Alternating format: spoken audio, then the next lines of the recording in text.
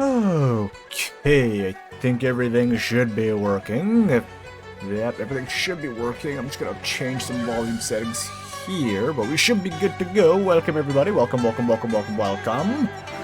Yeah, we're doing a mini contest because I don't know what taking a break is. Anyhow, should be a fun time. A fun little theme for this time's mini contest. It's going to be, it's going to be people making altars for existing operators. Not too many today because it's kind of like a very short notice thing. Only. I mean, I say only 9, but it's quote unquote only 9. But the judges should be some familiar faces to y'all. I have here to the left of my little chibi, I have Boop, and then to the right of my little chibi, I have Gobo. If you two would like to introduce yourselves. Send help. I mean, what? Help! Normal you see how they do things to me. SMH. Sag. Sag. It's okay. I totally don't have a gun to my head. Yeah. I totally signed up, willingly. No. You see, I get bullied here. I just straight up get bullied here. SMH. I just get bullied here. What's bullying? Clueless. Clueless my ass. That's bullying. I just get That's bullied like here. To us to get us into judging this. I just get bullied here. Yeah, I'm the host and I get bullied. SMH. But Yeah, it anyhow. all began when I bullied Wookie into starting this. So was it really bullying where you're just like, hey, you should do this, and I went, hey, that's a good idea. So we just wait, here we go. But yeah. Well then, hopefully you guys are ready for this contest. Should be a fun time. Again, not really crazy stakes this time, just a fun little roll in Discord, because again, it's kind of gonna be what's the word for it? It's kind of gonna be short notice stuff. Basically, whenever we have dead weeks or rerun weeks, we can like break this out if I'm feeling it. So should be a fun time. We should have a fun little evening ahead of us tonight. We have, again, like I said, 9, nothing from the judges this time. So it's just gonna be you guys. And y'all ready here? I'm so ready. Oh, yes. Alright, let's see what altars we have before. Hold on, just one more double check. How's volume settings for everyone? Is volume okay? Can everyone hear everything? Everything sound okay? Know if I need to adjust anything. Order of OCs. That's for you to know, that's for me to know, and you to find out. Thank you, Ambrisk. Alrighty. Anyhow. Boop. There we go. So, first one it's we tiny. have. Yeah, it's fine. I'll just make a quick swapperoo. Because I realize I'm an idiot. Anyhow, swapperoo done with. BGM maybe a little high. Okay, I can tone that down a little bit. That should be better now. Anywho. So, this one's created by Villainous Preamble. And this is Coracerum the Experimentalist. They are a defender. A 6-star protector defender. However, there's the note that they don't have the extra range, tile of range like Nyan and Hoshi do. Thoughts so far? I I'm would have excited. expected them to make Coracerum with Defender. Altars be funky like that. Let's see some numbers here. Alright, Boop, you wanna hit the stats, be our numbers guy? The stats, yeah. I'm gonna compare to my non-module Toshi. It's like hitting the gritty, but slightly different hitting the stats. More HP, less attack, less defense. Interesting. Actually, it has more defense because of the trust bonus. Yeah, the Though trust isn't plus included. 120% is a bit much. Or plus 120, not a plus 120%. Plus 120 is a bit much, I would say, just as a straight flat thing. Right. Yeah, Because the thing about the trust bonus is that Hoshi has plus 60 attack and defense, Neon has plus 400 HP, plus 70 defense, but I don't know if just a straight up plus 120 defense should be in the game. it is definitely a bit high. I know Cora's only a 4-star, but hers is plus 75. If anything, I think plus 100 would be more to speed. But maybe that's just me. Mm. Thoughts, Gobo? I don't know. It's a defender. Again, at least it's not 120%. You know, Yeah. just have it off with like 1600 Yeah. base defense. Like, yeah, what could Yes. go wrong? Good old. Yeah, imagine if it was plus 120%. Thankfully, it's not. Usually, it's like what you see, like for attack defense. Basically, anything that's not HP, it'd be like what plus like 40, 50, right at most. I want to say nothing beyond that. Depends. For HP. For HP, I know it's usually they usually give a bit more HP, but not but usually not as much for like defense or attack Yeah. or something. Like, Yeah. the highest plus attack from Trust, I believe, is plus 110, and that's on Ifrit. It might be different for Ebon Holes. Mhm. Ebon Is Holes is Hoshi plus plus- 150, yeah. Mhm. But- Is but Hoshi that's, plus 60 attack and plus 60 defense. It is. Yes. What they could have done is like, I think defense and attack are like a 1-to-1 in trust bonus, so they probably like totaled it up to 120 They and could've distributed it all into defense. Mhm. I do think it's 1-to-1, but I still think like the straight up plus 120 defense is a bit much, right? Maybe Yeah. they could have like put a little bit into attack or HP or something. Yeah, a little bit into somewhere else. It does feel like 120 is a bit high to just kind of just front load completely into one stat, as opposed to like, you know, kind of Mhm. splitting it up a little bit. Like Just as a small comparison, my Neon's only pot 2, so she doesn't have the defense pot bonus, but she has 730 defense Mhm. at level 60, right? At level 90, that's 796. Mhm. So it's just like with the trust bonus, this operator just has so much more defense than both Neon and Hoshi. Yeah, it's Mhm. a bit much, and we'll see what scaling does and like what they do overall, and see how this kind of fits out. Because what was attack you said was lower, right? Yeah, it's a lot lower than both Neon and Hoshi. Mm-hmm. So This is a 6-star, right? yes, and this is a 6-star. Okay, this is 6-star. Okay, yeah. No, thankfully Cool. it's Just not wanted a. to confirm. Thankfully, it's not a. It's not a. What you call? It's not a 4-star with this level of numbers. That'd be a bit. Oh, it wild. actually. Oh wait, I keep forgetting my Neon's not level 90, so I'm comparing to level 60 stats. That's not what I should be doing. So it's actually lower then. So it is lower than Yan then. Hold Yeah, on. a lot lower HP and a lot lower attack. Yeah. Mhm. Mm. Okay. Okay. Well, let's look at talents here. What do we got? Talent. Well, Gobo, you want to take it over for the talents and potentials?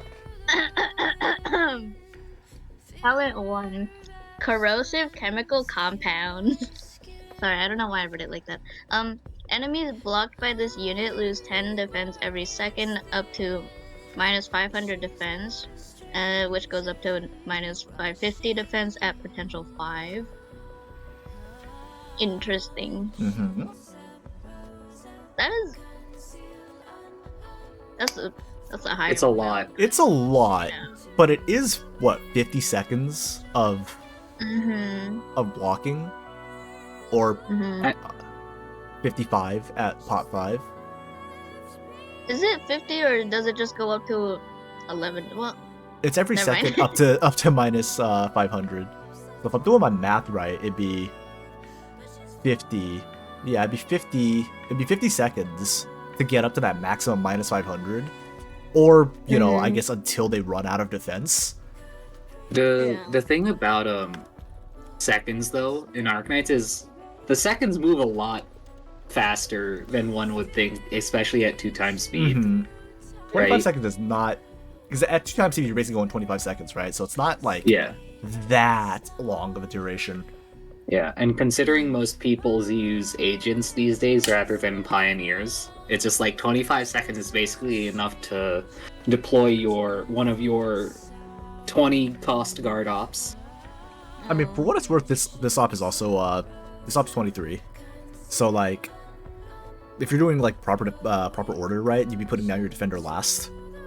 Yeah. So there is that, but it does scale up pretty high. I mean, that is up to minus what 1500 defense, yeah. or That's a 1650. What? Hmm? Well, it's minus 500 per enemy, right? So if you block 3 enemies, that's like the overall that it can stack up to, because it's enemies. So I'm assuming it's not like the first one block. It's like collectively all the enemies. Yeah. So that's Yeah. kind of... It could definitely... Yeah, I just think 500 defense is very high, especially considering that's like kind of similar, like the end result is similar to in ignore defense talent. It is also a talent. Like, Yeah. this kind of feels like... I don't know, this is squeaking a bit too far into like... Leans into like a skill Almost a passive. skill. As far as I can tell, there's no minus defense as a talent, only as skills. Mm-hmm. Like, I'm looking at Chalter, I'm looking at Meteorite, I'm looking at Meteor, I'm looking at Ifrit. All of their defense down is from skills rather than talents. Mm-hmm. Yeah. I mean, it's fine that there's no precedent, but I do think that the value is very high for what it is. So it's a bit... I don't know. It does scale like really high because it's 10 defense every second, right? What is Ifrit? Yeah. Ifrit is like what, minus 200, right, per attack? It's minus 250 to all enemies within range. Mm-hmm. So this is 10 every second up to 500. Oh, it's minus 3. It's minus 300 for 3 seconds. Yeah, this one And 3. This one, as far as I can tell, the defense doesn't go away if they're just constantly blocked. So like, that does go pretty high. Yeah. It does go pretty high. Mulesys melee has a defense reduction built into it, but that's only from one enemy over the... And plus it has to attack, and then it's up to a maximum of what, minus 200 or minus 250? And then it resets when the enemy dies, I believe, right? So you're never really gonna get that stacked up. I personally would like have... Irene has defense shred on talent, but that only applies to herself. It doesn't apply to other operators. Yeah, Irene herself has a chance to ignore a percentage of defense, but that is her herself. Meanwhile, you're affecting the stats of the enemy to everyone. Yeah, this is like, I mean, this is what you can do. Like, you're reducing the enemy by, you know, up to 500 defense. Keep in mind, you don't have to hit full 500 for it to do things. Like, the less that goes, the more, you know, units like Exia get enabled by this, right? Yeah. Oh, absolutely! Holy oh my god, that would enable Exia so hard. Like, like even minus 100 defense would be super amazing because of how how physical damage works. Mm-hmm. It's like, I like the concept. I like the, you know, the kind of like shred. I think it's excessive though, in my opinion. I would like tone it down to like at least half. Like, yes, you do have to hold if you want that full 500, but it's not holding for very long. Yeah, it's like, I don't know. I would do minus 300 at maximum. Yeah. Yeah. It's easier to hit max cap. Like, you could just cap out earlier, and it's still going to take 30 seconds. It's, I mean, 300 even still feels high. Like, it still feels high, if you ask me. For talent, absolutely. I'm just saying 300 because we have a precedent for minus 300 as a number. Because if we're not doing flat numbers, we're doing percentages. The only percentage that's like reasonable would be that applies to like other operators would be Meteor's skills, which is minus 35 and minus 40%, right? But those don't scale hard for mooks, right? Yeah. It's like, whew. Yeah, the numbers concern me on that talent one. Again, like the concept, numbers concern me. Talent 2. Efficiency. When blocking less than 2 enemies, gain 1 SP every 2 seconds. I want to say that's more or less... yeah, I want to say it's more or less okay. It's like kind of like Chen's, but scaled a bit differently. That's like the closest one I can compare it to, with like just the self SP gain, just by like existing. I want to say number to number comparison, it's plus 0.5 SP per second, I believe. Mm-hmm. Which isn't terrible, considering, like, if you look at, like, Carnelian is plus 0.6 if she's charging. Mm-hmm. So it's not necessarily bad in terms of, like, there's no precedent. Mm-hmm. And it's also, again, it's also conditional. It only happens when they're blocking less than 2 enemies. Yeah, I'm wondering if they're like trying to set up for a role like this, or this operator is like gonna be like a damage sponge for boss and early enemies. That's what it's looking like right now. Like they debuff and then you can build up SP quicker for their skills. So Yeah. Because like it's not encouraging to make use of like the full block 3. Yeah. It's like I wonder what's like the entire like back thoughts on this, right? Mm-hmm. Let's Can't see. Can't wait for the skills to be like, oh yeah, this operator can only block elite and boss enemies. That'd be an interesting one. I want to say pots look pretty standard. Nothing too crazy with the pots. Just DP, cheaper deployment, quicker deployment times, a defense buff, which kind of fits like the whole defense blocking theme that we got going on here. I want to say. So I want to say this is pretty standard. Pretty standard. It is standard. Defense plus 30 is standard. Mm-hmm. I would also like to point out that this is just a small fun fact I've noticed. In Neon's pot, she gets plus 24 attack at pot 3, but plus 30 defense at pot 4, which I suppose could imply that attack is valued slightly more. Mm-hmm.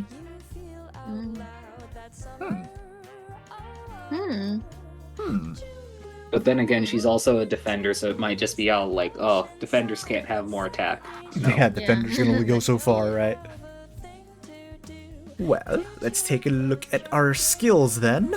What do we got for skills? So yes, I did actually have to look up the symbol for gamma to sneak it in to make it fit the overall theme. So I did actually have to do that, which I don't mind. I wouldn't. But What's a gamma? I just say why. it means Y gamma. It's like similar things, but it's I want to say it's pretty standard. I want to say this is pretty standard. Nothing too crazy. Like this, just attack 50, defense 50. It's a 30-second duration. Just a bog standard S1. Nothing. Yeah. Nothing crazy. Nothing bad. It like make them a decent holder, I guess. Mm-hmm. But for the most part, people don't usually. Well, 600 people generally don't use S1s unless it's like certain situations, like Horn or something. Go, but you want to take skill 2 and then Boop can take skill 3? Alright, skill 2, rapid armor, spelled the British way. Degeneration processes, or is it processes? I don't know. Close enough. Activation, okay, so it's manual activation and it's SP per second with a 30-second duration and 40-second SP cost. All blocked enemies take 400% of this unit's attack as physical damage every second. For 30 seconds? Defense plus 80%. The skill has 3 ammo, which is consumed by activating the skill again, dealing 200% of this unit's defense as physical damage to all blocked enemies and pushing them away with a force of 1. Skill does not end if all ammo is consumed, huh? So, that is... The second part is not necessary at all. Yeah. For the ammo. And 400% is too big of a multiplier, because that's what, 1600 per second for 30 seconds. And even if we're doing that to one enemy, that's 48k physical damage. And then you have to remember they're also losing defense. So it scales even higher, because it's phys damage. This looks like an S3, but like with really crazy numbers. This is an S3 for like a guard or something. This is like... This feels like Ling Dragon shenanigans. Like, from a number scaling POV. If this was a S3 without the ammo, I would be okay with it. Because it's only blocked enemies. which means there's some strategy around it, right? Mm-hmm. But like, also not to mention, for all ammo base, any skill that has ammo, the skill ends when all ammo is consumed. Yeah. Like So Yeah. it's this, not. I don't think you can have ammo and a duration like at the this, same time. It this does sounds not more fit. like they meant it more as like a charge-based thing, or like, Like this you just know. doesn't seem like it fits. Like it's Yeah. it's in the situation where I keep saying like it's too many things into one skill. And they don't mesh. They just seem like two different skills in one skill. Like it feels like you took a Ling Dragon, you slapped an ammo mechanic onto it, but the ammo mechanic does nothing to interact with the original skill, if that makes sense. Yeah. Like it doesn't interact with the normal duration based skill. Like there's no connection there. Like for what Yeah, reason does because he do the it seems push? like they're it seems like they're setting it up to like activate the skill while the skill's activated, just to activate that push. Not to mention the push with the normal duration skill. That's kind of anti synergy in a sense, because like Yeah. Why are you You're pushing push- them away if you want them to be blocked? and you're only pushing blocked enemies too. So it's like with your talent, right? You want to keep them blocked so they keep losing that defense. So then you shove them. Like it's a lot of just. It's all over the place, is what I'll see the skill as. Yeah. Like they should. I'm not one to tell anyone what to do, but like the second part just doesn't belong in that skill specifically, or Yeah, with the talent. It just doesn't feel like it fits. Like that's just the biggest thing. It just feels, Yeah. I don't know, chaotic. And again, like 400% attack per second for 30 seconds. Mm-hmm. And it seems like they're still attacking during this. It's not like he's like stopped. Yeah, he he stopped doesn't. attacking. He doesn't stop attacking. It's like you slap the Ling Drag. You basically slap the Ling skill with Fizz, except now the Ling Dragons also shred defense. And then for whatever reason, you bolted on like an Enforcer push skill to it too. It's a very messy skill in my opinion. Like it doesn't like pick one is what I'm seeing here. It's kind of like a pick one. Yeah. Like you kind of looked at the 'cause bag. This is two. Yeah, it's like you looked at it and you went like, pick one. I want all of it. It's like, it's just, it's like if someone looked at Munar and was like, okay, you have a swing. Okay, the swing does damage. It also pushes all the enemies back, but it also binds them at the same time, and then it also freezes them. And it's like, okay, pick one. That's what it feels like. Like I think it's a messy skill too. I think. To be fair, Minar's skill is basically like that already. Kind of, but it's like imagine you slap on bind and then push and then like more things out there. It's like okay, what is the purpose of this skill outside of oogity boogity? Like I already have personal issues with how much damage he does, but yeah, like I mean this one too. It's like that is a lot of damage for a like, protector at least defender. Winter doesn't really have utility. Yeah, like it doesn't feel like a defender skill. Yeah, this is like they tried tacking on utility as an afterthought. Mm-hmm. Like it's a lot of damage. Like the scaling is way too like this. Like yes, this skill is at M3. Like we're taking all these skills into account as if they're M3, but that is a lot. I mean, even if the multiplier for the duration is not good. I mean, but here's the thing: if it wasn't at M3, it would just make it even more busted. That's true. Like even at M3, this is kind of nuts. So yeah, it's like and it's a defender. I don't recall the purpose of like him supposed to be like a boss or a killer. Also from a lore perspective, like it's called rapid armor degeneration process, but it's like it doesn't shred armor. It doesn't. Yeah. It like this is more just HP degeneration process. If it was like just based on the name, it would have just been like a talent enhancement skill. But it's taking advantage of the talent, not doing anything with the talent. Like it's again, it's just I'm not really a fan of this S2, if I'm being honest. Like, I think it's... there's too many things going on. Like, it's too many things, and it's too high of a number for the amount of damage that's being done. I would like to say that creativity does bring up a good point that the pushing or the shifting does filter out the baby enemies from the ones that actually need to be blocked, which I think is a good idea in concept. It's just not implemented well with the way the skill is currently. It's a lot of anti-synergy. Again, it's just a really messy skill from my perspective. But moving on to skill 3. Boop. You wanna take us in? Yeah, sure. Well, alright. Skill 3, Experimental Extreme Environmental Procedures. That's a long skill name. Activation is manual, recovery is automatic, duration is 50 seconds, SP cost is 50 with 0 initial. Stops attacking, lose 2% of defense every second, up to a maximum of minus 50% defense. All enemies in the surrounding 8 tiles have their movement speed reduced by 50% and take 300% of this unit's attack as physical damage every second. When attacked, causes all enemies within range to take 100 true damage every second for 5 seconds, stacking up to 5 times, can manually deactivate the skill. I need a moment to understand what I just heard. So he stops attacking.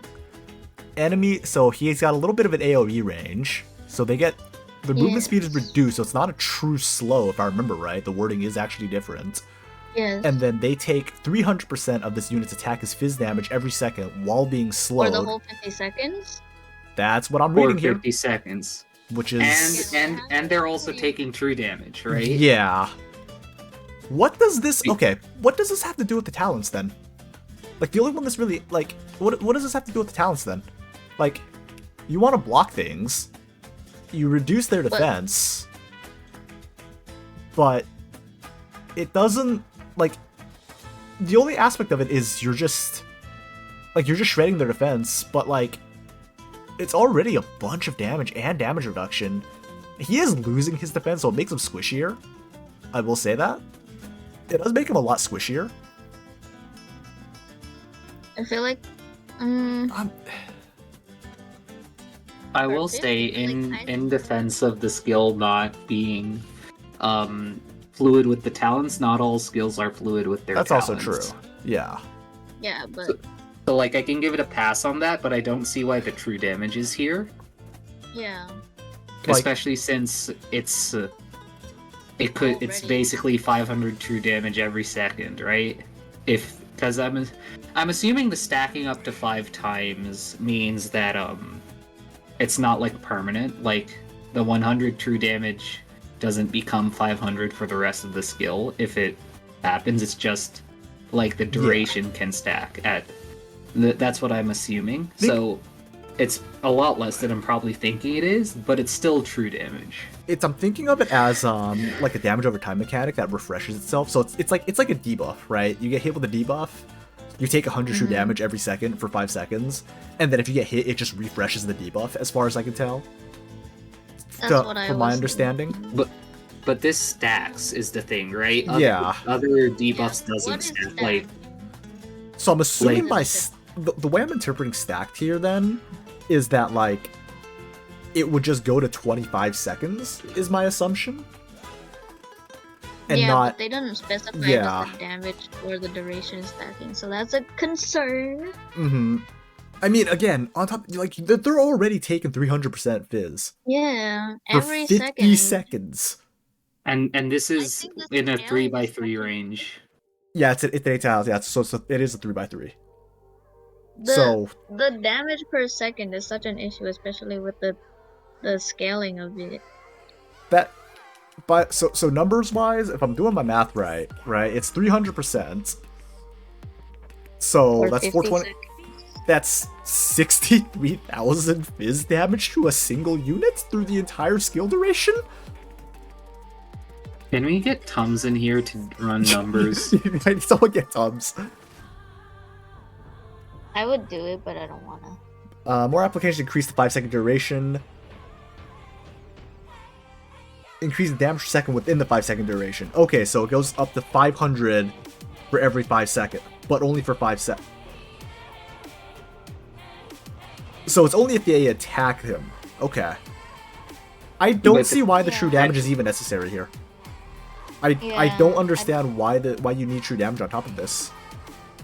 Like, Yeah. Plus, we're also talking about a protector defender, and they're not known for doing damage. Yes, we have Hoshi, yes, we have Neon, and they do like decent damage, but it's not damage enough to say, hey, I'm going to be main DPS, but it's more like I can hold this lane until an elite enemy comes around. it's like, what were you trying to do adding the true damage? Like, the base damage itself is already excessive, and then that's before you tack feel on the like- defense shred.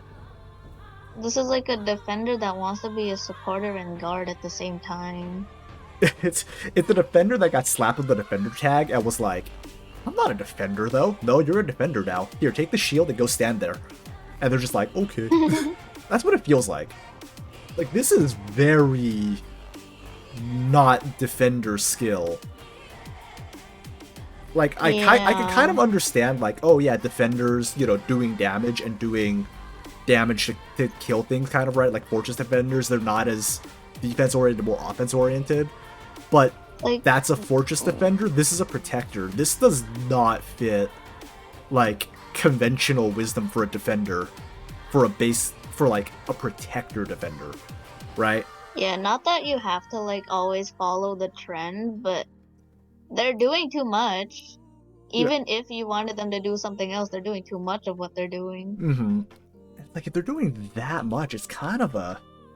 Like, hold on, let me take a look at Hoshi for a quick second. We're S3. It's like, I can bring up Hoshi right now. One It's like- second. Hoshi's...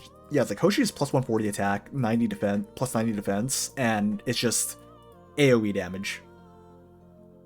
Like, just true AoE. True AoE. By true AoE, I Yeah. just mean it hits all the targets there, not true damage, to Yeah. specify. So, the only one... I'm gonna be honest, the only skill that I'm okay with here is S1.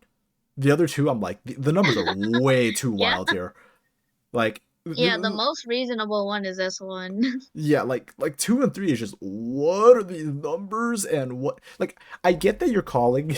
I get that you named Corsair the experimentalist, but like, my guy Corsair has experimented He's a bit too much. experimenting a bit too much. He's gone a Just bit a little crazy. bit. Let's Let's leave the crackpot experimenting to Ock. He's the one who blows up the lab. Corsair saw it. Maybe Corsair got into Ox Supply.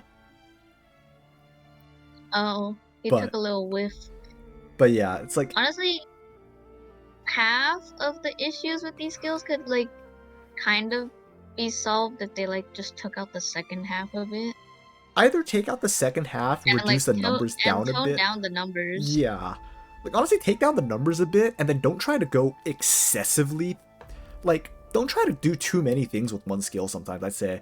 Like sometimes you see ones that do a lot of things, like, again, like, I mean, for example, here, like, Silent, right? Her flag does a lot of things, but it's all based around just throwing the flag, so it's like, it still kind of makes sense. You have the landing that's a stun, you have the slow field that comes from the flag, and then that's like, and it does like a fragile, right? Like, it's kind of like an all-in-one kind of thing. But Yeah, you can think of it as like encompassed in one action. This is multiple actions. yeah, this is like several things kind of all bolted on together. Like, it just feels not cohesive. So, Yeah. I like seeing Corsair get an altar, but no offense, not with this skill 2 and S3. Not with this S2 and S3. It's just too all over the place for me, for my liking. To quote one a famous judge from American Idol, that's a nah for me, dog. Let's move on to modules, though. Oh yeah, the block plus 1 module will be super broken. Yo. I Thankfully, wanted to Mod bring 1 it up earlier, but I forgot why. Thankfully, though, the mod 1 doesn't buff the talent 1, it just buffs talent 2. Which, I think I'm okay with the mod 1. I don't really see anything particularly, like, bad with, or anything, like, that makes me go, whoo, with the mod 1. I think that's fine. I don't really see anything. Anything for y'all? Wait, why is mod 2 giving attack speed? I don't know. It's defense plus 20, attack plus... Yeah, that's a bit... Let's see, enemies blocked by this unit lose 10 defense of that and take 40% more damage from this unit. They really That's a bit wanted much. to- Hold Oh on. my god. You're taking okay, okay, all right, hold on. All right, I'm gonna pause my music for a second because this is hold on. 40% more damage from this unit. The S2 scaling is 400%, or And the it's applied S3, And, or the S3 is 300%, and they do true.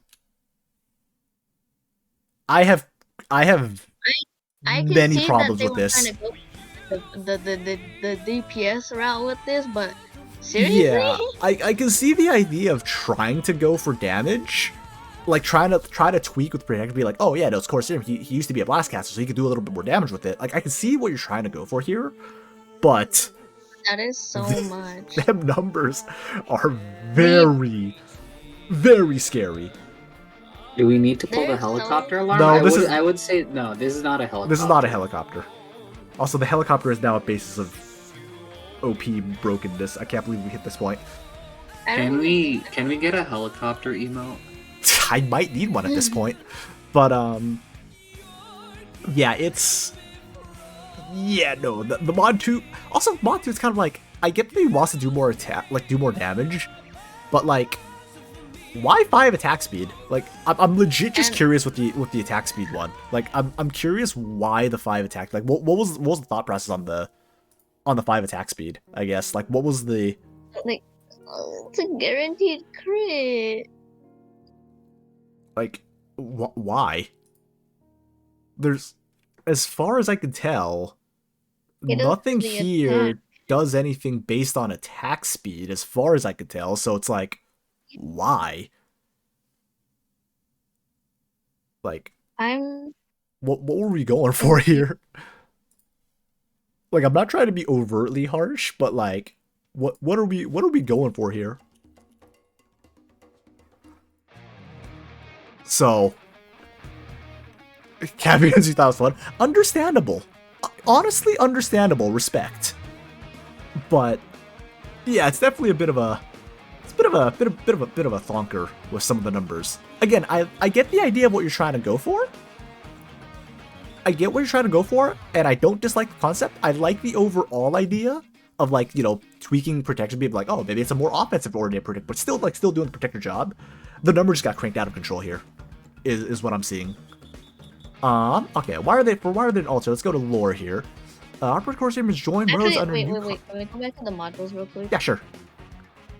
I'm just wondering why they assigned the block 4 one to that second talent when it has more, you know, synergy, I guess, with the first talent. I would have swapped the module assignment. Personally, I'm chalking it up as a balance thing. Yeah, but also it makes no sense. Yeah, it doesn't like from a talent perspective, it definitely would fit more for talent 1. I can respect wanting to make it balanced though. And like how whack it could have been if you block more, but yeah, it's still my problems with the skills still stand. It's kind of my skills. I have a problem with everything. Yeah, it's still a bit of a yikes moment for me. It just feels all the messier and cluttered. Mm-hmm. It doesn't feel cohesive, I think. Yeah. Which again, we do have a new guideline format for scoring points, so we will be using that for the first time today. As my fellow judges said, skill 1 is the best part. Yeah, skill 1 is like it's this one that I'm okay with. Let's see. So for lore-wise, he rejoined Rhodes under a new contract as a result of Raytheon's increased collaboration with Rhodes, following Operation Sunfit success. Testing a different suite of weapons this time, he's received the go-ahead to test more corrosive weapons. I'm not gonna read through the exact ones. Version actually units test when it's under the race. So he's showing. Okay. I'm a little curious as to why he's a defender then. If Me he's too, got more like... fumes and stuff. I guess it's like he's standing there in like the gas mask and everything, so he doesn't like int himself with corrosive fluid. But how does that make him tankier? yeah, so why does that make him tankier? That's my only question with this like, section of lore. I guess he's like in a suit. Yeah, like I feel like he could have been a flinger. Like, he's just throwing, like, A water flinger? balloons of these. But, you know, not, like, exact water balloons. Like, he's throwing water balloons and, like, I don't know. Like, Or there's like a few a mages hexer, pulled. right? Yeah, like, or like a Uh-huh. hexer, or like... I'm not sure why the lore here... Something that's not a defender, because he's still acting like a supporter or ranged unit on the ground. I'm not sure how the protector part fits with the altar part here. I'm not sure how Me neither. this fits. Like, they could have mentioned something about like donning a new set of armor or like a protective suit Or like against his chemicals. or like he has to do it like head to head, face first, because like this one doesn't have the range or something. Yeah. Like, I think adding that would have made it definitely made more sense with the Or like protector a aspect of backpack it. with the, you know, like, can you Oh, like, yeah. imagine what I'm saying? Like a backpack that has like a hose in it, Got a fire hose strapped to his back. or like a reverse vacuum. Yeah, I think a little more, like, just for why he's a defender would make more sense, because it's like he is not a buff boy, Mr. He is Coruscant. So it's like generally protectors Mr. have a shield of some form, or in your Nyan's case, you're just you kind of just do whatever because you're Nyan. But like, no offense to my boy Coruscant, but he does not He's look like he can lift the heavy he does not look like he can lift the heavy shield. So like maybe you could have been like, oh, Yeah. the Fume Agent acts as a shield for him because it solidifies or something. Like, just needs a little more. Just needs a little more. I feel like for the lore. Again, I don't mind like this as is. Like this, it's fine. But I think we just need a little more as to why they're a defender. Yeah, honestly, it kind of just seems like they just wanted to pick an operator and like put them in the most unlikely, unlikely path, Mm-hmm. just to like seem unique or something. I don't know. Alright, Boop, anything to add for lore wise? Not really. No, other than that, it feels very safe. Mm-hmm. Yeah. Got it. Sounds like we're ready to do some points then? Yeah. Cool. Okie dokie, so points. So again, we're using our new little guideline system. You can check the contest guidelines to see how we're scoring this time. So, Boop, you want to lead us off? Yeah. I'm not checking the guidelines because I completely forgot what the guidelines were. Me neither. MH, my judge is forgetting our guidelines. So for technical, because we have kit balance cohesion, right? Mm-hmm. Right. So for kit, I'll give it 1.5. I actually think the kit's okay. Mm-hmm. The balance is I'm gonna give 0 because that's skill 1's the best part. Mm-hmm. Skill 1's the best part, and for cohesion, I'll give a solid 1 because regardless of the balance, it does somewhat gel well with the talents and the skills. Like they both somewhat do work in cohesion with each other. Mm-hmm. For flavor, the integration, the lore, I think, like, again, it's very safe, so I can't really give it a bad score. But because it's very safe, it also feels very uninspiring, so I'll give it a 1.5 for integration. Mm-hmm. For lore, it just fits in the universe, so that's just a 2, because it doesn't do anything, right? Like, it can't necessarily say, oh, hey, this doesn't fit because of 1, 2, 3, like, it fits 100%, right? Mm-hmm. And then for the character focus, probably a 0.5, because it does make sense that Kurosawa would come back on a different contract, but it's also like, it's not super involved at the same time. I can see that argument with, like, he's not really involved with why he became a defender. It's just a job, you know? Alright, so then that brings us for a total of 6.5. So keep in mind each little subdivision that we were mentioning is worth 2 each. So Just FYI there. We're not rating it out of 10 on each little subdivision. It's out of 2 on each little subdivision. So each judge will have a max point value of 12.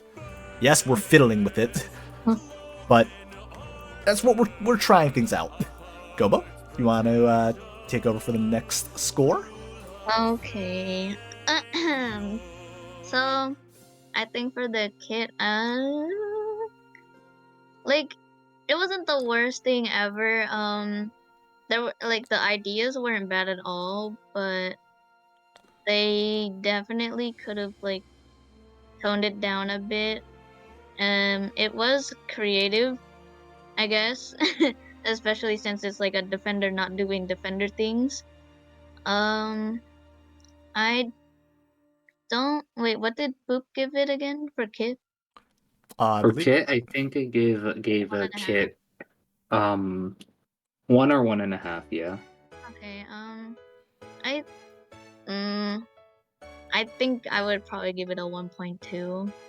1.2. And then yeah. And then for balance, you know, like a 0.1. 0.1, a pity 0.1. I see. All right. I guess because like they're not. I don't think they'd be able to kill a boss. Well, maybe they could. I don't know. Mm-hmm. Given enough time, yeah. Given enough time. Mm-hmm. Okay. And then cohesion, there's like there is a significant lack of like synergy between, or like a lack of cohesion. It's significant, but it's not like a severe amount of lacking in synergy with its own kit. So I don't know, I guess like a 1.3. Okay. And for flavor integration, how does lore fit into the abilities and skills? I guess, I mean, they tried. Mm-hmm. They did try executing it with like the fumes or the chemicals or whatever, and like I can see what they were going for, but again, it's like the execution and the fact that he's a defender. Mm-hmm. And the fact that like the kit even within itself doesn't mesh completely well. Mm-hmm. I don't know, like a 1.4. 1.4. Okay. And then And for lore, I like barely remember what it was. I can't say it stuck out as anything like not fitting into Arknights, Mhm. but like just as like a personal gripe thing. Not like a gripe, but I do think that like the lore could be better. I don't know if that counts though. I'd say like a 1.7. Okay. And then And character focus, does the narrative make sense? I don't know, like a 1.6. 1.6. Okay. The thing about Kurosurum's lore is that it's very simple, right? Like Mhm. the whole premise can be summed up in one section: is that he is here on a contract from a different company, Mm-hmm. right? And the new lore is just that, essentially. It makes sense. So yeah. Yeah. All right. So for my points, then for kit creativity, it's definitely creative. I'll give it that. Like trying to like I like the idea of what we're trying to go for here. So I'll give it like a 1.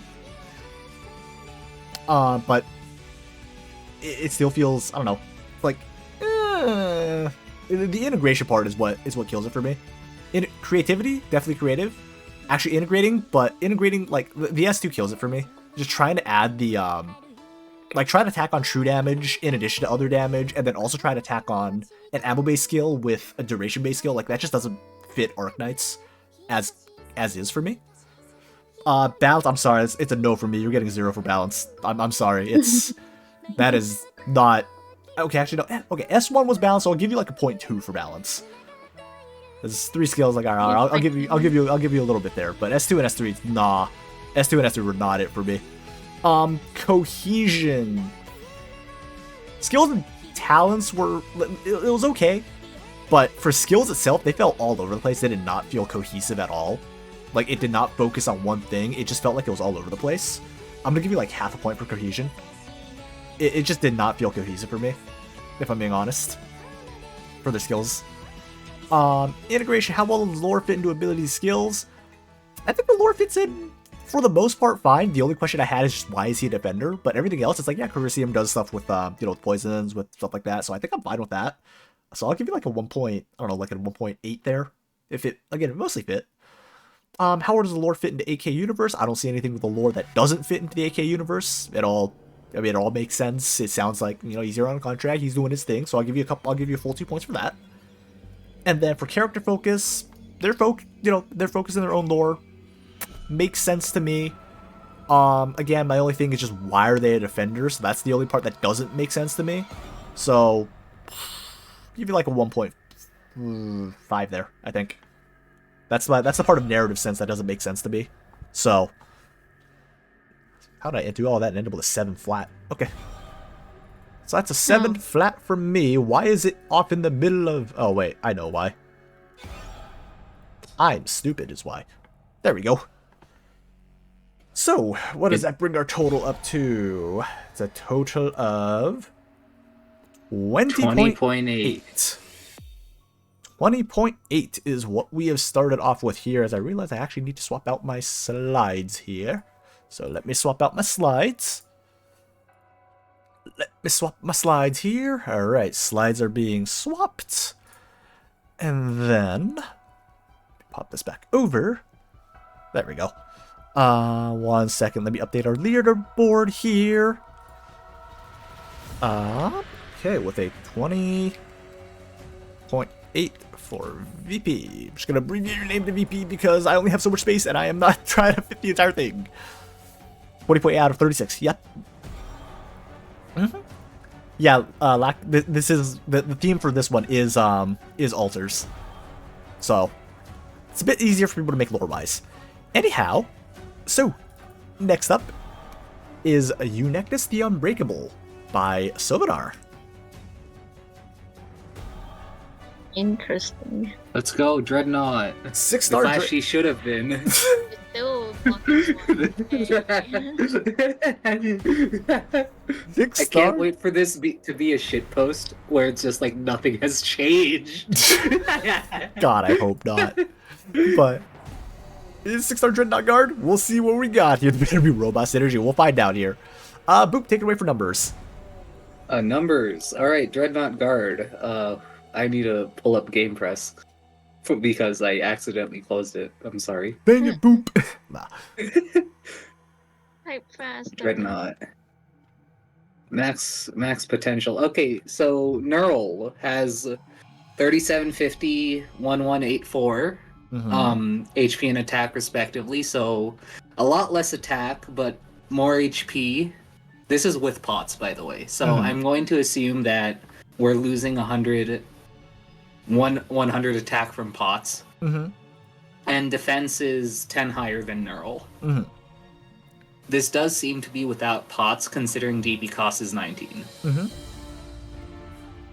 Stress bonus plus 100 HP plus 50 attack. Yeah, that's more or less standard, I believe. Yeah. So nothing too crazy with this. Like, this is all pretty standard. More or less pretty standard. Yep. Oh, actually, no, it's not standard. Neural gets plus 200 HP and plus 85 attack, which is... Yeah. So what I'm hearing here is is a lot From less. Trust? So we could actually scale Yeah, from Trust. Okay, Yeah, so they Trust could- bonus could actually scale up a bit stand to then. gain more stuff than from Trust then. Yeah. Well then, let's move on to talent's potential, see if this like kind of tips things over a bit. That is a very long talent one. That is so long. That is very long. Do I outsource this to Gobo to read? I'll outsource it to myself. Excellent. Go for Okay. it. Talent 1. Wait. Was Boop reading it? No, you can read it, Gobo. Oh, okay. Talent 1. High Priest Oversight. So we're bringing the bird back. We're bringing Rio back. Upon deployment, High Priest is attached to Eunectes, mimicking the attacker, dealing 10% of the damage dealt as physical damage. I'm assuming When Eunectes Oh, go Huh? ahead. Go ahead. Finish up first, and then. When Unexes is retreated, the High Priest attaches to an ally with the highest attack. When Unexes is redeployed, the High Priest returns to her. If there are no other allies deployed or the ally with the High Priest is retreated, High Priest reduces Unexes' redeployment time by 15 seconds instead. The High Priest is working hard. That is a lot of work for the High Priest to do. So for the part for mimicking an Uh, attacker, I'm assuming that the attacker is just the person that Eunectus is dueling? That's what I'm thinking. But that is a very, very long talent one. Oh, I read it more of as a Salish flag thing, where basically it's just extra damage from the person who is attacking the enemy. Oh, okay. Ah, That's why That would the make High okay. Priest Yeah, that would makes sense. attach to the Yeah, that makes to an sense. ally with the highest Yeah, that attack, makes more sense. right? That makes more sense. Yeah. So it's like a little bit of bonus damage because, like, I don't know, he's like pecking them or something. Right. I kind of like the visual of that, if I'm being honest. Yeah, I think balance-wise is actually fine for the most Yeah. part. Yeah, balance wise, it's just the fact that he's working above his pay grade. It is a I will very say, dealing 10% of the damage Delta's physical damage is basically zero. Yeah, true. Because it's going to take into account defense. And and 10% of like 1,000 is 100, and everything basically has 100 defense at this point. He is- So it's just a 5 damage. He is doing his best. He's just pecking high defense enemies. He is doing his best. The 15%, the 50-second redeployment time is interesting though. I want to see how that plays in with the skills. He's just like picking Unexes up and flying away. Away! He takes her back to like the medical tent, and she like comes back. She's like, "Oh man, what hit me there?" Boop. If you want to take over for talent 2. Yeah, talent 2, Sheer Steel. Gain 20% defense when blocking enemies with higher attack. If blocking enemies with lower attack, gain 20% attack. Oh, that's Which is fine. It's a small bonus either way. yeah. I like that. I like that. Like she alternates between being more defensive or more attack oriented, Offensive. depending on offensive or defensive, depending on what she's fighting. That's interesting. The only thing I'm not sure about is how much. Actually, no. Yeah, Arknights already has that as a precedent because Spalter has uses HP as a threshold for whether or not she like loses HP. So no, I can see that working. It's just a different skill, so that makes sense. Plus, so Eunectus herself as a defender also has her own HP threshold. Mm-hmm. So it Mhm. makes sense. Makes sense. I just realized I need to update. Don't ignore the dollar sign that showed up like twice. Anyhow, sorry. I had to put in the talent 1 enhancement for the pots, which I want to say the pots still look pretty standard to me. I have a question. By plus 13%, does that mean it goes up to 23%? No, it Or goes does up to it goes up to plus 13. it goes up to 13. That's Okay. usually how Arknights. I think that's usually how Arknights does it. Usually how Arknights does it is that it'll say 13% and then have the plus 3 in parentheses. Mm-hmm. Oh, let me add the plus 3 in parentheses then. Let me change that so it's less confusing. Anywho, boop. There we go. Everything is fine. Everything is fine. Anyhow, yeah, no, I like it. Like, it's not crazy numbers. It makes sense. My only gripe is Talent 1 is a lot of word bloat, but it's like kind of necessary word bloat. But Yeah, it is very wordy for a skill, I will say. talent. Or talent, sorry. Definitely not a skill. To be fair, we do have wordy talents that are more or less this long. Mm-hmm. So I would say that precedent is there and it's fine. Mm-hmm. Plus, it's not like a complicated talent either way, No, not right? really. It's just High Priest does extra damage, can attach to ally with highest attack. Either A, Eunectus is redeployed and the High Priest goes back to her, or she's alone, then the High Priest just reduces her redeployment time, or if the ally is again, it's conditional redeployment time decreasing. Yeah. So Plus 15 seconds is not like that long either way. Yeah, it's like I'm okay with it. I mean, the only, I guess, like the other gripe is just the bird is doing his best. That's all I can. Yeah. He is doing his best. What you mean? Absolutely nothing. Probably. Let's take a look at skills here. Let us take a look at skills here. Skill 1, Tomahawk Hurl. Automatic activation, offensive recovery. It's an instant skill. SP cost of 3, initial SP of 0. Throws a tomahawk 3 tiles ahead, dealing 250% attack as physical damage to the first enemy ahead. If it defeats the enemy, restore 20% HP to Unictus and increase max HP by 30, up to a cap of 300. So basically, you kill 10 enemies, you can get 300 more health with it. Yeah, I'm okay with That's it. pretty. That's nifty. Yeah, because the damage scaling is not that high, because it's only, what, 2,500 damage maximum, which is fine. Restoring 20% HP is nice, because it has to kill the enemy, right? And for a 2,500 damage nuke, that's not a lot of room to work with, and the HP max by 30, that's just a small bonus, right?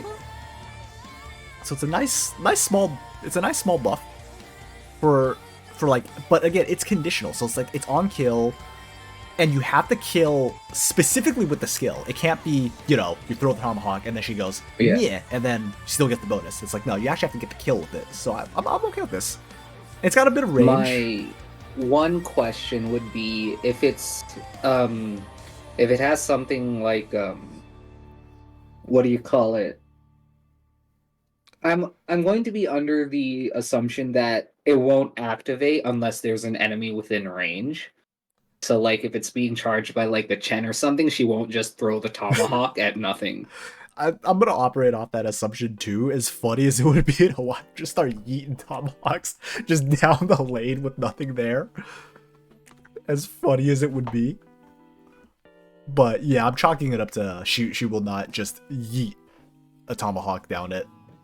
Nothing. Enactus, there's nothing there. Why are you throwing? Are you throwing your axe? You're wasting ammo. No. Die, Aaron. Some poor intern is like, I have to go pick up all these axes for Unictus and bring them back to her. 50 seconds for S2. Okay. Thank you, Sovinar. But yeah, I like it. I like this one. It's not just like a default skill, but it's like it's usable in its own form. It's probably not gonna get used over other ones, I feel, just how usually with how S1s go, but I still like it. Like, I can see use cases for it. I'm pretty happy with it. Boom, you wanna read S2? Sure. Devastating Haul, manual activation, auto recovery, 50-second duration, SP cost 50, initial SP 20. Attack range decreases, so only herself, plus 150% attack, plus 80% defense. When attacking blocked enemies, push them away from this unit moderately. Enemies can collide with other enemies, dealing 200% attack as physical damage to those collided up to 2. I'm trying to think if we have any collision mechanics in Arknights. We don't. The only collision mechanic that I can think of is Enforcer. But that's with walls, not other enemies. And, I mean, I was about to say chain casters are technically colliding, but no, that's not how it works. But I like the concept, though it does feel kind of counterintuitive, right? Because if you think about something like Mountain Skill 3 can push up to 4 enemies away, but he has an expanded attack range, you know? And because of that, it works, right? But the attack range is decreasing, so you're almost losing damage because you're pushing them away, right? Meanwhile, with something like Mountain Skill 3, he's not losing damage even if he's shifting them, because it's very possible that he's just shifting them ever so slightly, you know? I'm looking at this as less of like a hard damage skill and more of like a kind of like a CC skill where like you're not necessarily using the S2 to kill. You're using the S2 more to like delay and buy time, while also dealing like some damage to enemies that you shove away. Is kind of how I'm seeing it. I can see that. I'm just not seeing S2 as like a hard kill skill as opposed to like a more delay like. Yeah, also 200% attack. Remember, yeah, it's 200% attack that takes place after the plus 150. So like Skami said, it's like 5k on a collision. That is pretty hefty. Which is a lot of damage, right? Yeah, that is pretty hefty. But again, it's kind of off the implication that like you have enemies there. As far as I can tell, this is only one block, so you're really only shoving one person away at any point. But you know, you're kind of just like shoving people against each other.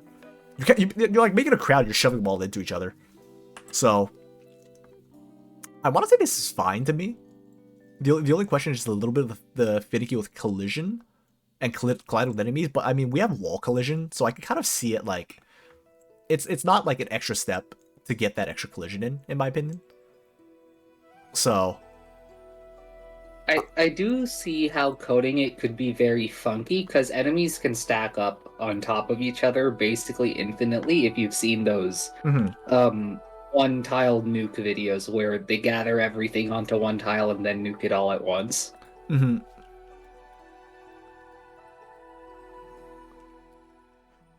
So yeah, I think I don't really see like a big issue with S2. I think S2's fine, I'd say.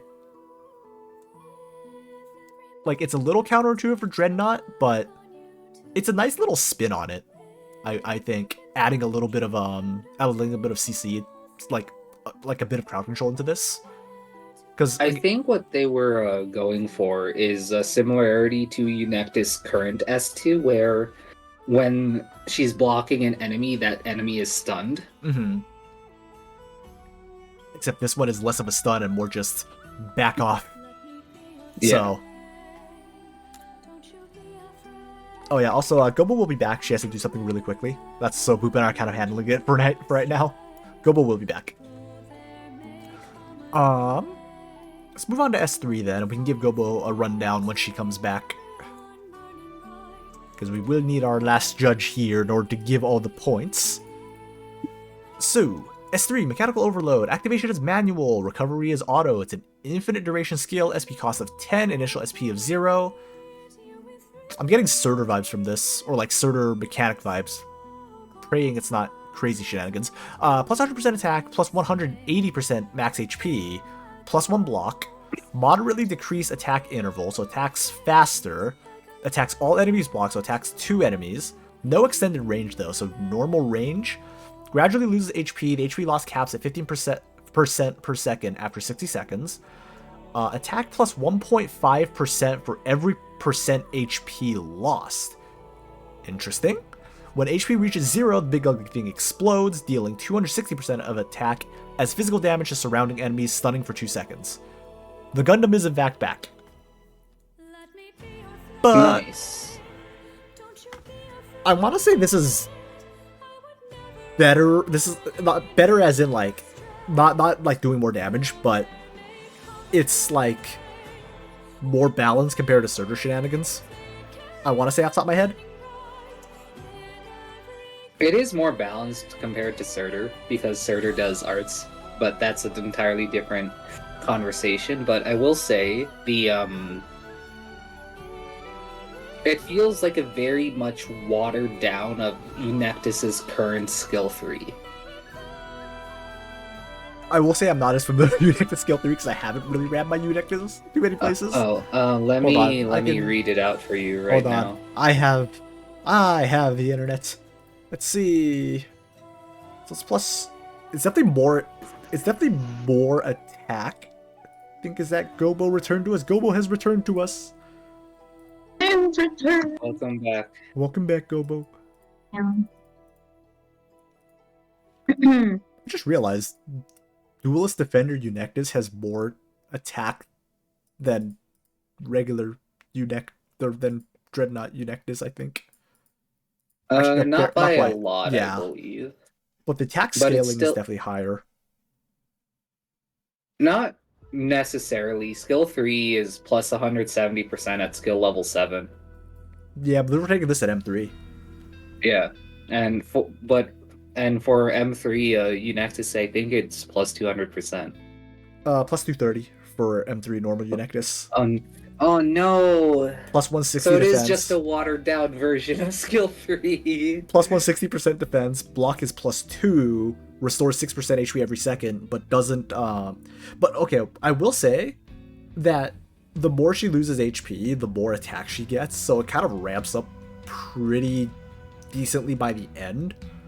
But the most you're gonna get, I'm assuming, if I remember right, the attack should be scale offing of base attack and not boosted attack, if I remember right. Yeah, it's base attack. So just like at maximum, it's what? Plus another 145% at 1 HP.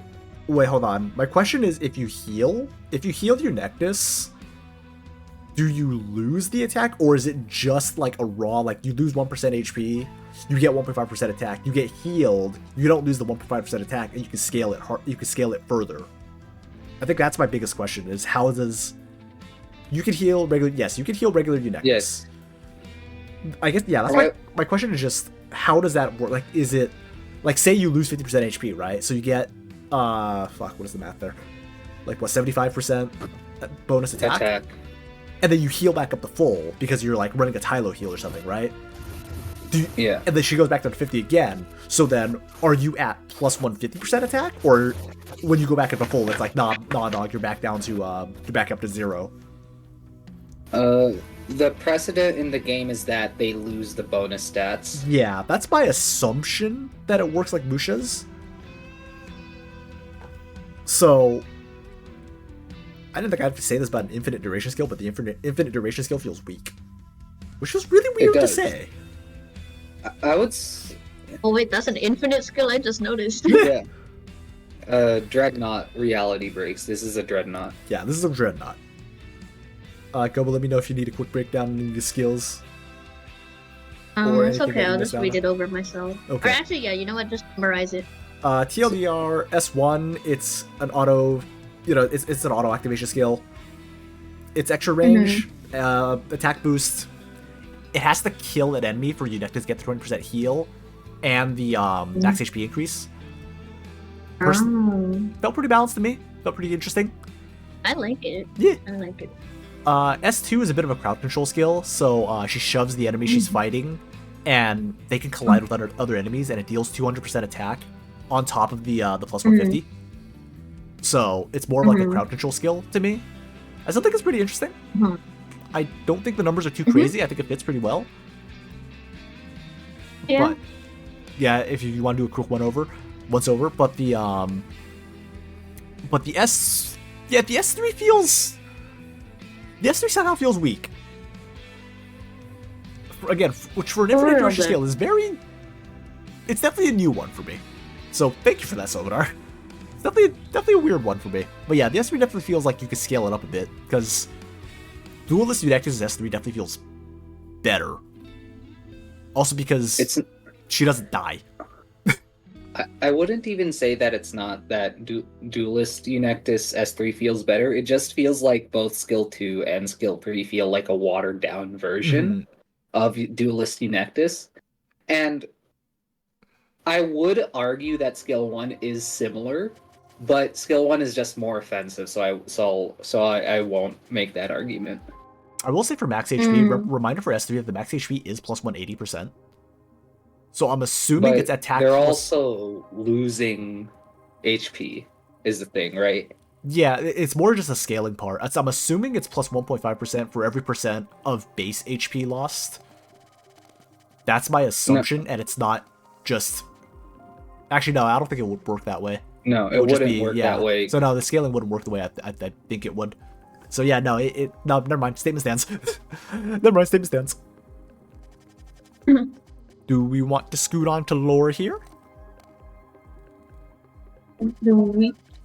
We all good to scoot on to lore? I think we do. Okie Point one lower than Duelist, if that means anything. I mean, considering how low the base attack of Dreadnought Eunectus is, I would say that it's not that much of an of a difference. If like Eunectus's base attack as a Dreadnought was much higher, then I could say we could give an argue for that skill 3 is somewhat more fine than it already is, but considering that it's what 980 without trust, then not really.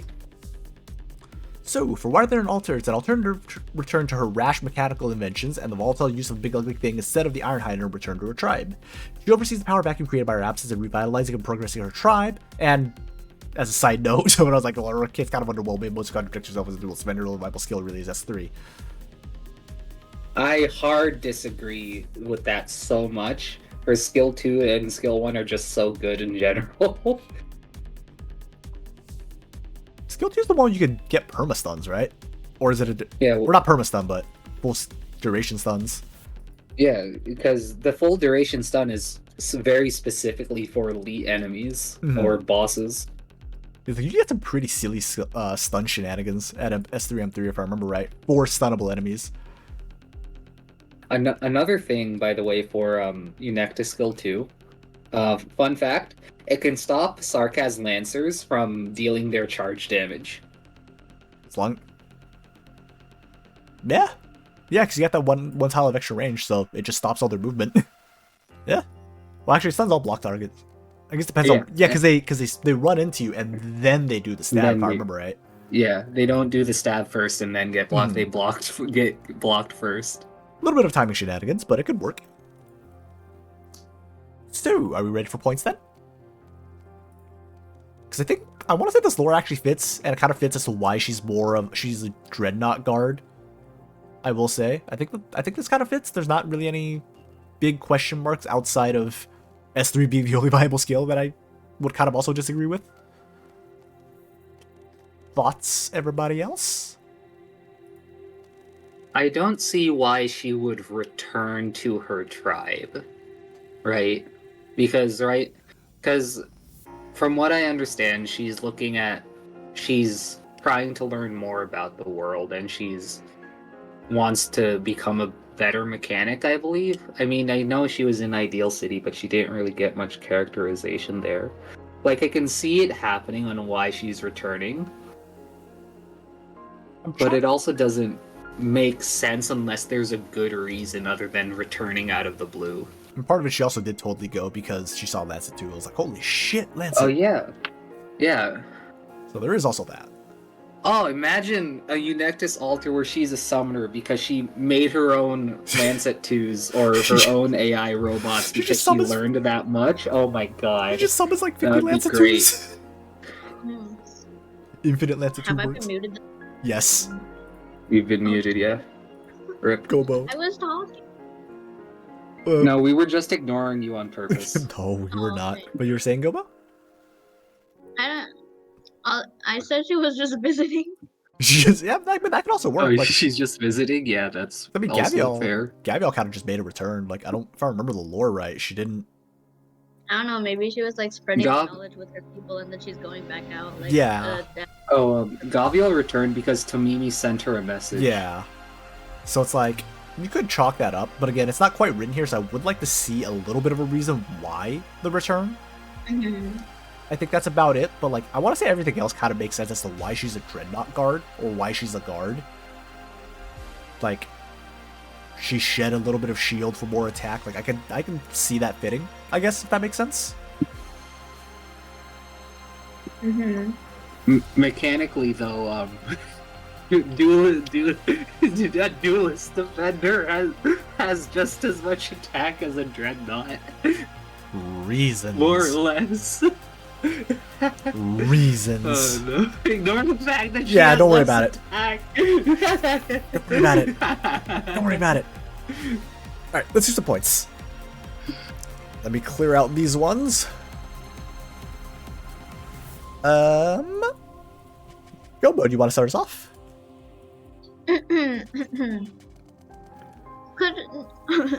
Considering how I missed some of it, I did catch the talents, and I guess I was caught up on the skills, but I think I liked it. Okay. Eunectus is like a pretty cool operator to start with. And I didn't like see anything offensive in the kit. Like, The numbers weren't they didn't like punch me in the gut and say eat this. Mhm. So I think the kit like it does. I think it does fit Arknights. I don't think it is like not Arknights. Mm-hmm. And it's like there is a bit of utility for like a duelist card because usually they're more about like you drop them in and they kind of kill something and then you pull them out. Mm-hmm.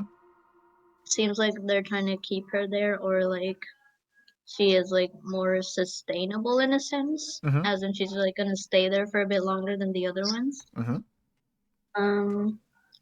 I think I would give it like a 1.7 For for kit? the kit. Okay. Yeah, And for balance?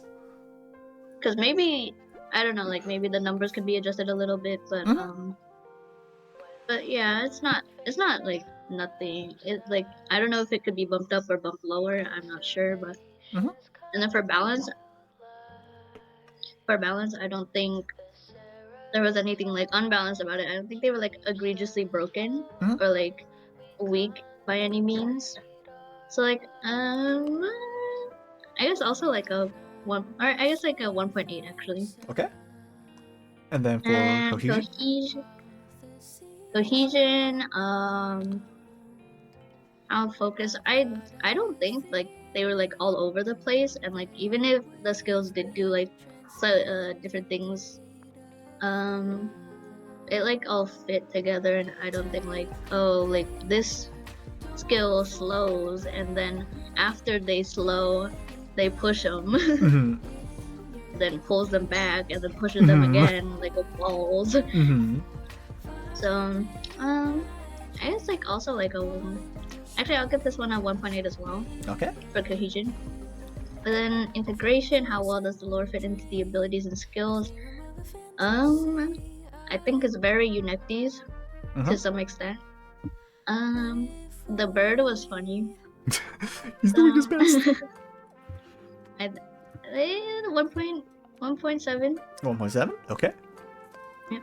And then for lore, I would have liked to see more of a reason why she returned, of course, as you mentioned, but like it is still Arknights, and it's kind of hard to like not make an Arknights operator on Arknights. Mhm. So, you know, like a 1.9. Okay. And And then character focus, she's very involved in her own lore. That's just her. Mhm. She's not like taking the backseat to anyone else's lore. Mhm. There's like, she's not like influenced by other people. So I guess like 1.8. 1.8. I think it's a very operator so far. Cool. Comes up to a 10.7 from Gobo. Jesus Christ, what has happened to that score? I don't know. It's fine now. Anyhow, boop. What you got for us? Oh boy, this is gonna be lower than Gobo's probably. Kit, I think in terms of creativity, it was very safe because I feel like it's a mishmash of a bunch of things that's already in the game besides the collision of enemies on enemies. That's the only thing that's quote unquote new. But the integration I would say is very good, so I'll give it a 1. For the balance is again it's a bit undertuned. But overall, I think that's being undertuned is better than being overtuned. So I'll give it a 1.5 for that. For cohesion, it's not that I don't think that the talents gel well with the skills. It's just that I don't think they interact with each other very much, right? Like the talents are a bonus, but the skills don't rely on the talents, and the talents don't really interact with the skills other than providing that extra boost, right? Like the skill 1 provides the extra damage, and not the skill 1, the talent 1 provides the extra damage from the bird, and the talent 2 provides that extra attack or that extra defense, right? But neither of those interact with the skills, right? So I'll probably give it like a 0.8 for cohesion, simply because they don't work together. They're in their own lanes, which again isn't necessarily a bad thing, but I would have liked to see them at least interact in some way, right? For the flavor, I think the lore is perfect in terms of how it fits in with Eunectus. I'll give it a 2 for that. Okay. In terms of integration, that is not a lore. Gotcha. Sorry, my bad. Yep, no worries. For lore itself, I'll give it sort of like a 0.7 or a 0.8. I'll probably lean towards 0.7 because again we have very bare bones, right? Like she's returning to her village. That's fine. Mm-hmm. But there's no reason for it. There's a lot of missing information, right? And for the character focus, how involved are they in their own lore, and does it make narrative sense? Yeah, it makes perfect narrative sense. I'll give it a 2 for that, right? There's not really something I could say like, oh hey, this doesn't fit Eunectus at all. Like it makes perfect sense for her. Got it. So that brings it out to an even 8.0 from the Boop. For my end, let me think. Creativity integration. I will say that while the kit isn't necessarily, like, it's on the safer side, I don't think that's necessarily a bad thing, because it's like, it's how you work with what's there, right? And I think it's interesting what was done with both S1 and S2. I think S3 probably could have fiddled a little bit. Like, could have been a little bit, I don't know, go a little bit more out there, I think. But integration-wise, I think it's fine. Like, I'm kind of gonna lean more with Gobo side. I'm gonna give this like a 1.5 because I don't think it has to be like completely out there, because I mean we've seen a situation where like going out there just makes a really weird situation. So I actually don't mind this one being like safe but works with what's in the game. Like that's still creativity in its own sense, in my opinion. For balance, S1 and S2 feel fine. I think S3 is a bit undertuned. So I'm leaning towards like a 1.3 here. I'll be generous, give it a 1.3. For cohesion, the skills I'd say are fine for cohesion because they all fit like their own little like they don't try to do too many things. So each skill is cohesive in and of itself. I do agree with Boop that the talent 1 and talent 2 are kind of funky with the skill 1 and the skill 2, because like when is the talent 2 really going to come into effect? If 1, you're blocking things from like it's a little bit finicky with the way it's working, especially with S2, because like you're shoving things away, right? So it's like it's a little bit of anti-synergy there. And the High Priest is just going to be funky to use, especially with the redeploy time, like trying to get that extra redeploy time, and you're really only going to get like max usage of like the priest hopping if you're running S3 more, because for the most part like you're not really just gonna be like, all right, you have to just go die or something, right? Especially not if their skills the kind of the way it is. So I think I'll give like a 1.2 on that. I think I'd say integration. How well does the lore fit? I mean, the lore is very Eunectus. This is very Eunectus. You got the Gundam, you got the tomahawks, you know, the shove is a bit new, but like I mean, she's a fighter, right? She knows how to shove someone. So I think this fits in perfectly well. I think integration, it's a full 2 from me. How well does the lore fit? The lore fits. Again, I kind of would wish that there's a little more like, why did she go back to her tribe? So I'm gonna give that like I'm gonna drop that like a 1.2, I think, because I want a little bit more on why she went back. And as for how involved she is, I mean it's all Eunectus. It's all Eunectus. Again, just wish there would be a little bit more as to the whole return to her tribe part. But it makes sense. The only part narrative-wise, I just wish you would have a little bit more. So I'd give it like a 1.8, I think. So I'm really good at hitting like flat numbers today, apparently. So a 9 from me. Gobo. I purposely give ugly numbers. I noticed. Fair enough. I noticed. So I will say now that the scoring is over that it does feel like it plays very similarly to Duelist Eunectus, which isn't necessarily a bad thing, but in my opinion, which is why I tried not to let it affect my scoring, and which is why I'm mentioning it after scoring, is that if we're making an alter, I feel like it should be playing differently than the regular version, right?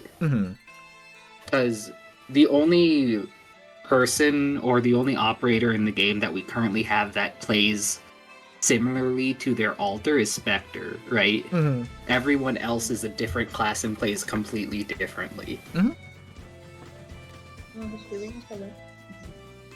Anywho. Well, other than, you know, like the 3-star alters, but that's again, you could just say they inherently play differently simply by being 5 stars and having better stats and skills. Mm-hmm. To be fair, I understand what you mean. It does feel like the altar is a bit unnecessary in a way. Make sure I'm spelling so. Oh, We are moving on. Oh, let's go. We have another bard. You guys really like making bards today. Actually, we really like making bards. We've been making a lot of bards. Bards are so fun. We are going to You try can to do so much with bards. Oh, this is made by Blue. Another new face along with Sovinar to the competition. We're going to try to speed things up just a little bit with the new scoring process. It does slow things down just a wee bit, but we are scooching. We are just moving along. Yeah, it's again. I mean, that's why we have 3 judges, right? Like, we can have differences in opinions, and the score will balance out that way. That's why we like having, that's why I like having 3. It's not just my opinion means the most or Boop's opinion means the most. We all have equal weight on it. So, like, Boop and I kind of disagree with the creativity process a little bit of like what's okay, what's not, or like what's more okay with us. But that's the fun of it. Yeah, That's the we fun of having agree to 3 judges. disagree a lot, and that's fine. All right, so we have Indigo the Lightkeeper, a 6-star bard. Let's see what you got for us, Blue. All right, Boop, take it away for numbers. Numbers. I have Scotty right here. Because she's the only 6-star bard we can compare to. Attack interval 1.3 seconds. That doesn't sound right. That doesn't sound right. But we have less HP, less attack, and less defense. Granted, this is without pots, but this is also level 90 stats, right? Or without trust, I would say. But Scotty's trust gives her plus 50 attack and plus 30 defense, which would make the defense more or less the same, but the attack again is so much lower. It's a good like 40 points lower still, right? And with pots it's plus 27 attack, so I guess you could say it's only slightly lower than Scotty alters, but the HP being 300 lower is a bit of a yikes until we see the pots and trust. Trust bonus is plus 250 HP, plus 50 attack. The HP then does go up to par, which is fine. And the plus 50 attack, I guess, also sort of balances out. So you could say that, yeah, it's on par with those slight differences that are there. I need to remember that trust is at the bottom there. I keep thinking the trust will be with the pots, but no, it's not. It's at the bottom there, and I need to just look down a little bit. It's kind of like sometimes it's like sometimes it's included, sometimes it's not. So if it's not noted as not included, then I'm just gonna assume that it is included. Yeah. But because the thing is, we're doing what do you call it? We always do everything at E290 M3, right? And so because of that, I'm like, then trust should be included, right? Because everything's at max power, you know? Music gonna stop. Okay, anyhow, I fixed my music. But so for the most part, what I'm understanding is like the attack is a little bit lower, and we'll just kind of see how it goes. If I'm understanding correctly, from what you have. 5407 versus the plus 30. Yeah, it's a little bit lower than Scotty's. And the HP is also slightly lower. And the defense is also lower. What is this? I mean, stats being a little lower isn't necessarily a bad thing. No, it's not. We only have the one, the one sculptor for reference. So, yeah. Let's look at talents and pots here. I will take care of the talents. Talent 1 is Trustworthy Friend. So, plus 5 res. All other Iberia operators in range gain plus 5 res, and that's improved upon E2 to plus 10 res. All other Iberian operators in range... I think I copied that over by accident. That might be on me. Give me a quick second. I'm looking at this like, wait a minute. That doesn't quite look... I feel like I over-copied something. Yeah, okay, I know what I did here. Hold on. Hold on, I know what I did here. Let me do a very quick update here. Wait, no. Yeah, no, this is fine. I think that's part of the improvement at Yeah, E2. all others, yeah, game plus 5 res, and then, let me see. Yeah, okay. Yeah, this is, so E2 is, like, this is still the same as this. Okay, hold on. I did copy it, I didn't do it correctly. I just read it. I tripped over my shoelaces reading it. Anyhow, so it's just plus 5 res overall. It's just, she's at plus 10 instead of plus 5. Anyhow, talent 2. I have a barrier of bound enemies in range receive arts damage equal to 18% of this unit's attack every 0.5 seconds. If there are at least 2 other Iberias in the squad, effect increases to 23%. The improved talent is, so with the Pop 5 talent enhancement, it is up to 20%. So plus 2 compared to the 18, because the Arknights' format is weird sometimes. And then it goes up to 25, so basically plus 2% to the normal talent 2. Okay. Plots I say are pretty standard, right? I don't think they're anything too crazy. Yeah, they're standard. I will also say that talent 2, just for numbers, it's about 160 arts damage with the plot 5 talent improvement per second. Give or take. I want to say that should be fine, though. Like, it not being, too crazy numbers-wise.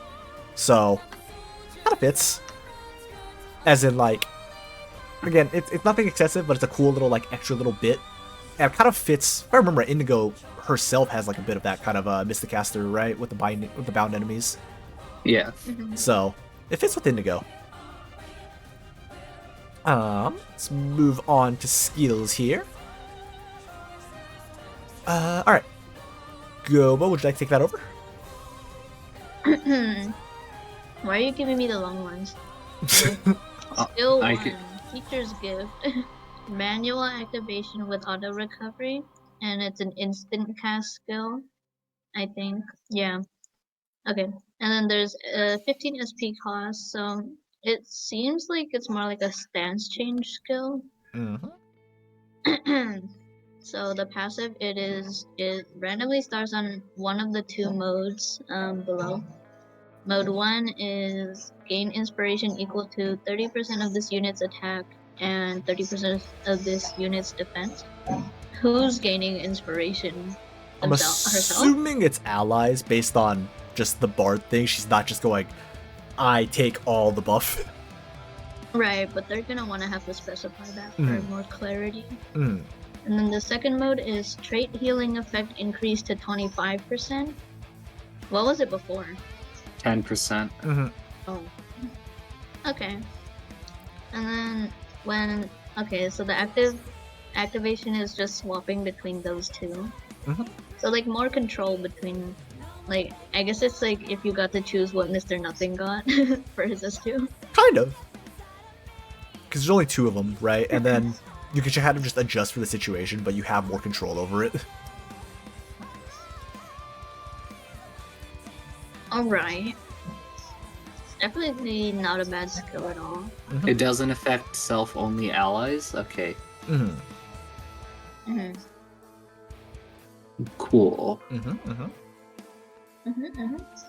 Alright. Am I also... as much as you want to, and then as much as you want to keep going. Okay. If you want to take all the skills, feel free. Okay. Skill 2 is Lighthouse Owner, which is a manual activation skill and with auto recovery and a 20-second duration and a 30 SP cost, and initial SP is 22. When the skill is activated and when the skill ends, bind all enemies in range for 4 seconds, which is, I guess, in total 8 seconds on 2 separate occasions, I guess. During the skill duration, allies gain inspiration equal to 40% of this unit's HP and 100% of this unit's res. So they gain 640 HP and 10 res. Interesting. So I'm assuming that HP... Yeah. No, that's pretty interesting. It's a CC ability, and then you also tack on like a bit of a buff for all the units. It's a short buff, though. 20 seconds. That's... She's definitely more focused on like providing like sustainability Mhm. for the team than like Scotty, who I guess Kill. emphasizes and on enhance the It- attack abilities or offensive abilities. And yeah, Blue, It- for S3, you didn't add in the activation and stuff, so we're just gonna kind of have to shoot. speculate on that. It did not make it in, bud. It But does feel like skill 2 is what do you call it? It is good for like arts damage tanking, but the lack of like a trait boost feels makes it feel slightly lackluster. mhm. At least it's a very like short cycle skill, or not very, but it's. It's pretty I wouldn't say it's short cycle. 50-second skill cycle on a bard that Oh, makes wait. enemies I read slightly 30. tankier. I read 20 for SP, or I was looking at the 20 for, and then just translated that to the SP cost. My bad. No, it's because it's 30, so it's a decently longer cycle. Because how long? I mean, you make it, so basically it's 30-second downtime. 30-second downtime. Enemies get bound for 4 seconds, so it's like pseudo 26-second downtime. It's not that bad of a downtime. The thing about bound enemies is that They they can can still still attack. do things, Mhm. right? They just can't move. So it's like kind of, but not quite. It just depends on where they are, right? And it's not that much. Again, yeah, I kind of agree that skill 2 feels a little bit. Feels like you can do a little Undertow. more. Yeah, I can do a little more No. with the S2. S3 is well, we'll find out. I don't know what the I don't know exactly what the things are, but allies in range will gain inspiration equal to 9% of this unit's attack. Every 2 seconds, bind up to 5 random enemies in range for 1 second. Talent 2's art damage increases by 3 times. So Is that increased 3 times or by 3 times for a total of 4 times damage? Oh, let me look at Because that. that's very different, you know? Mm-hmm. Because if it's 4 times damage, like, because increased by 3 times could mean that it's plus, like, 75% on top of the 25%, making it 100%, right? Mm-hmm. But if it's by 3 times, meaning 3 times to 75% instead of plus 75%, like, that's, again, slightly different. So it's just like, I just want to make clear on what the wording is there. He is saying that it is 30-second duration, 25 initial SP cost, and SP cost of 35. Don't mind me doing on-the-fly editing. Don't worry. It's the beauty of it all. Yeah, I'm assuming it's 3 times it's total. a- Yeah, based on what Scammy said. So like it's a 3 times. So it's like 3x. Is what I'm assuming. So it would be. So basically, instead of it being like 20% base, if assuming there's no other Iberia operators in the area, it crank up to 60% is my assumption, if I'm understanding it I was correctly. thinking just like 3x. Yeah. Yeah, so 60% or whatever, depending on what the number is. So basically it's a lot, it's a bit more damage crank, but not that much still overall. Because it's still a bard. Yeah, it's like they are still a bard. They're not exactly the operator that you send out to go kill things. But I will say the binding for 1 second to 5 enemies is like, that's really good. that's a lot of CC. But Plus the inspiration gain, yeah, like that's a lot. that is a lot. It's like,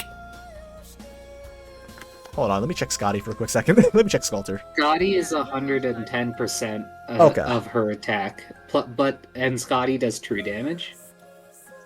Yeah, the But Seaborn the is true diff- damage. Yeah, it's not just the Seaborn, it's her and the Seaborn. It's Mhm. just that the damage can stack, right? Mhm. And so we're taking away the true damage, but for less inspiration, but for crowd control and arts damage, right? Mhm. Which isn't necessarily a terrible thing. Plus, there's no range expansion, so Yep. that bard range is still a little bit restrictive, right? Considering it's only 8 plus 4, 12 tiles. Mm-hmm. I And think, it's not like yeah, it also, it does. It's just like conditionally when they're bound. yeah, and also Indigo does an interself in the process. Yeah, that's true. Though I would say it's not that hard to keep Sculptor alive. It's not. but there's not a built-in yourself factor to it that you just don't have to worry about. Because I have seen people int themselves with their int their own sculptors because they just put her out on like an island or something. They hit the button and they go, "Wait, where'd my sculptor go? Oh shit."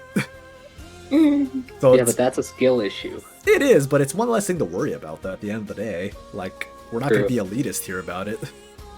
So I like the S3. It's a good bit of CC. It's not like excessive, it's not crazy buffs. It's a bit less buffs. Yeah, no range expansion. I like the S3. I think S2 is a bit weaker. S1 feels, I want to say fine. S1 seems fine. S1 is fine, yeah. Yeah, I think the only one is S2 is a bit weak. I do feel like the inspiration for the attack for skill 3 feels a little bit out of place. I can't put my finger on why, though. I will say it's not out of... For me, it feels not out of place. I think maybe the only thing I would say is maybe 90 is a little high, considering she's also adding CC. And she's also doing, she's, doing a good bit of CC, so maybe turn that down just a little bit. That's really my only complaint with S3, personally, because, like, all three of the skills have inspiration, and they're kind of inspiring, like, a variety of things, right? You have attack or defense, you have a heal for S1. For S2, it's HP and res. For 3, it's just stacked all onto attack. So it's like, it doesn't feel out of place to me. I think, again, the only thing is just the number. Maybe just tone that down a little bit because of the extra things. At least personally. How much true damage does Scalder do? I need to double check. She does 70% attack is true to all enemies within range every second. And that's for a 20-second skill duration. Her attack is 368. Then instead of changing the numbers out... Oh wait, the SP cost is also 35, huh? So I think it does different things. I'm okay with it, I think. Yeah, remember, it's also stacks with the seaboard, so 140%. So it's like, it's not a crazy amount, like, in terms of, like, raw numbers, but it's still a good bit of damage that you can stack in. So, again, I don't think numbers need to be lowered because the thing about Scotty is that she doesn't have a target limit, and the enemies don't need to be bound, right? For the damage from Indigo, they need to be bound. It's 5 that are guaranteed to be bound. But actually, yeah, no. I think the inspiration's fine then. Yeah. No. The more I think about it, it's probably fine. Because you do have that extra CC in. To, like... No, it's probably fine. Because there's also no range expansion. So I think that's actually okay. You can't just, like, give damage buff to anybody. So... No, yeah, I can agree with that. Every 2 seconds bind, though. Yeah. No. Yeah, the more I think about it, it's like, S3 feels fine. The more I'm thinking about it. Yeah, I like the S3. I really like this S3, actually. Like, the more we're like, we talked in a circle to go, yeah, no, we just like this S3. Yeah. It's a pretty simple altar lore, I will say. Indigo returned to Iberia with the purpose of fulfilling her teacher's wish to make Lighthouse shine once again on Iberia, even if it's just one of the many lighthouses in Iberia. Okay. It's pretty simple. Like, I would... Oh, sorry, go ahead. Oh, nothing. I was like just like mindlessly commenting on how many times I saw the word Iberia and lighthouse and Iberia. Look, Iberia is a popular place at this time of year. One thing I would like to say in terms of what I've been seeing for the altar lore is that they all sort of return to their homeland, which isn't necessarily bad. And it's not that the why is my issue here, it's just that if they're at home, they're not at Rhodes Island, right? And the issue, and the thing is, the reason we can use them as an operator is because they're still at Rhodes Island, right? Actually, in the case of Alter, she returned to Rhodes Island after being done in Casimir. So yeah. So but maybe just either way, returned, right? Yeah, maybe throw in like a little return there. That's why we still get to use them as an operator. After she came back from Iberia, she came home with a really big lighthouse magnet.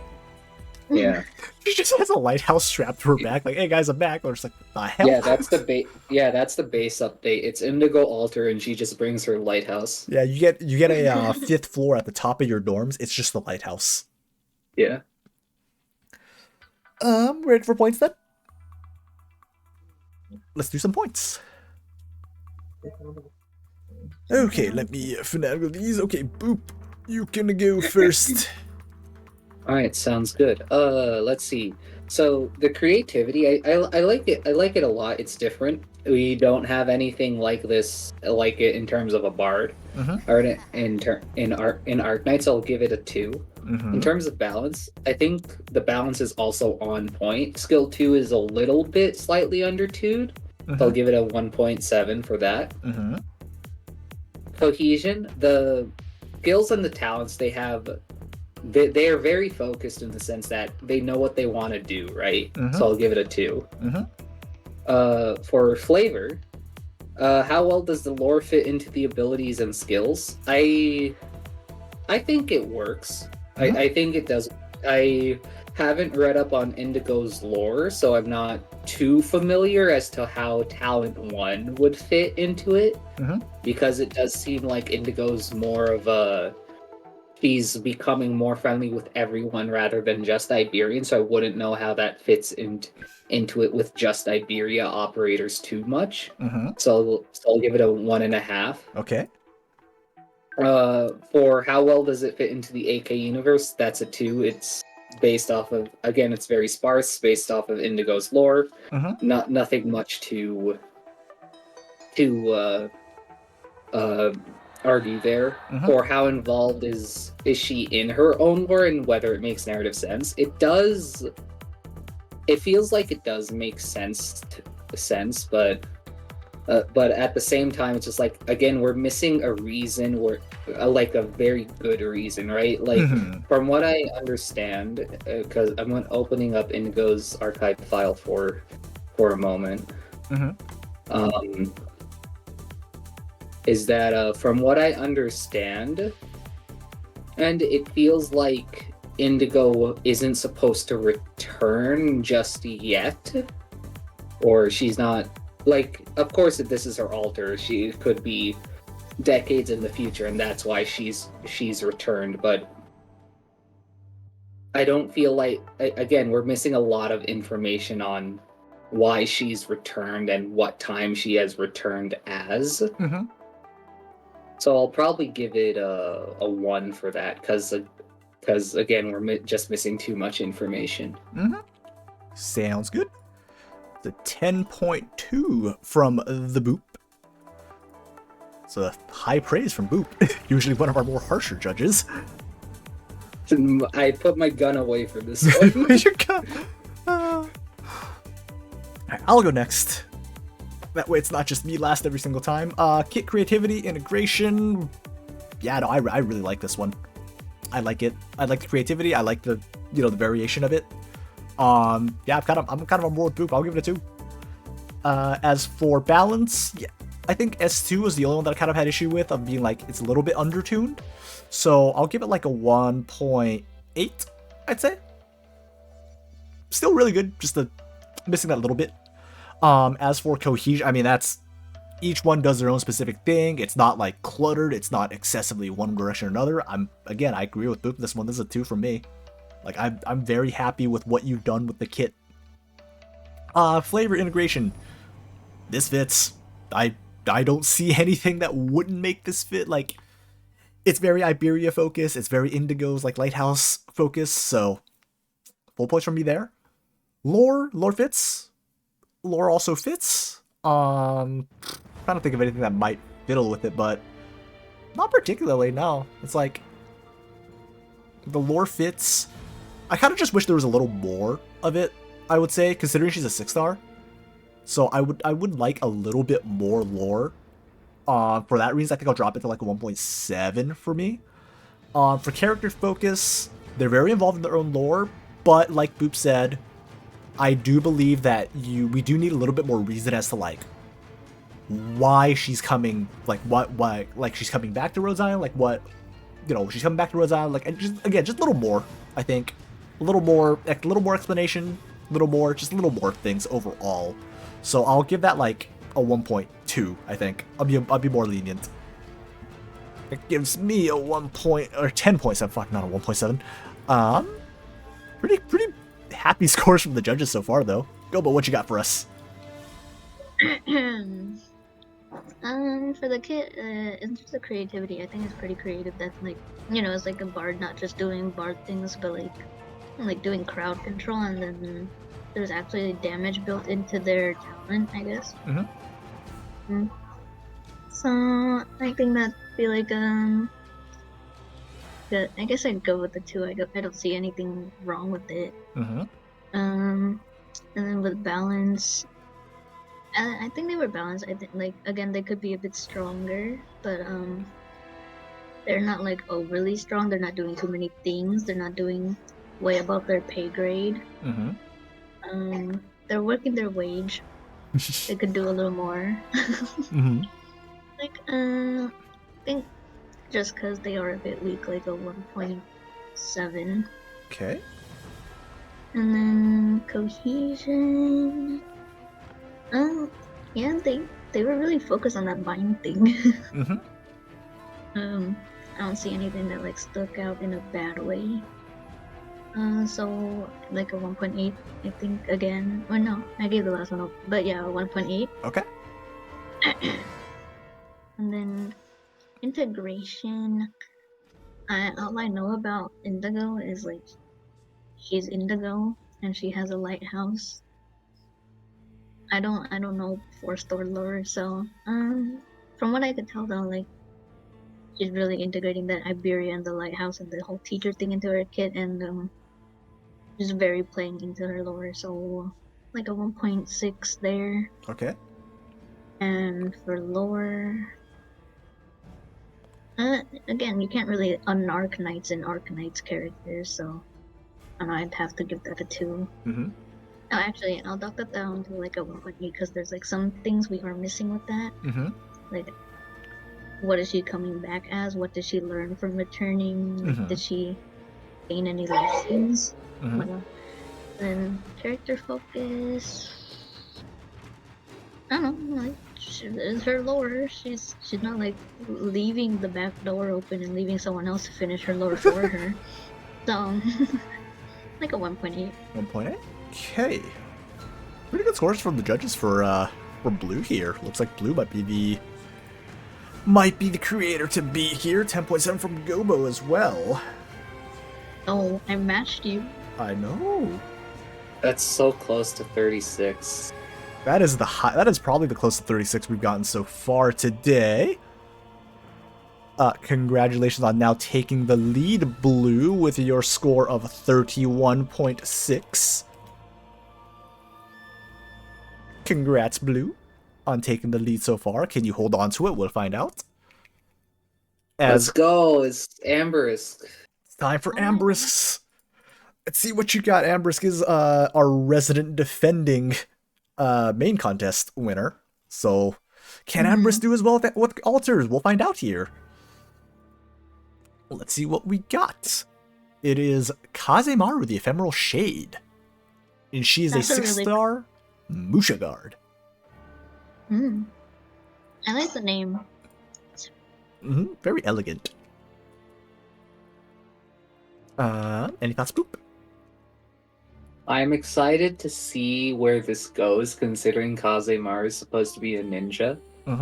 Let's find out. Boop, take it away.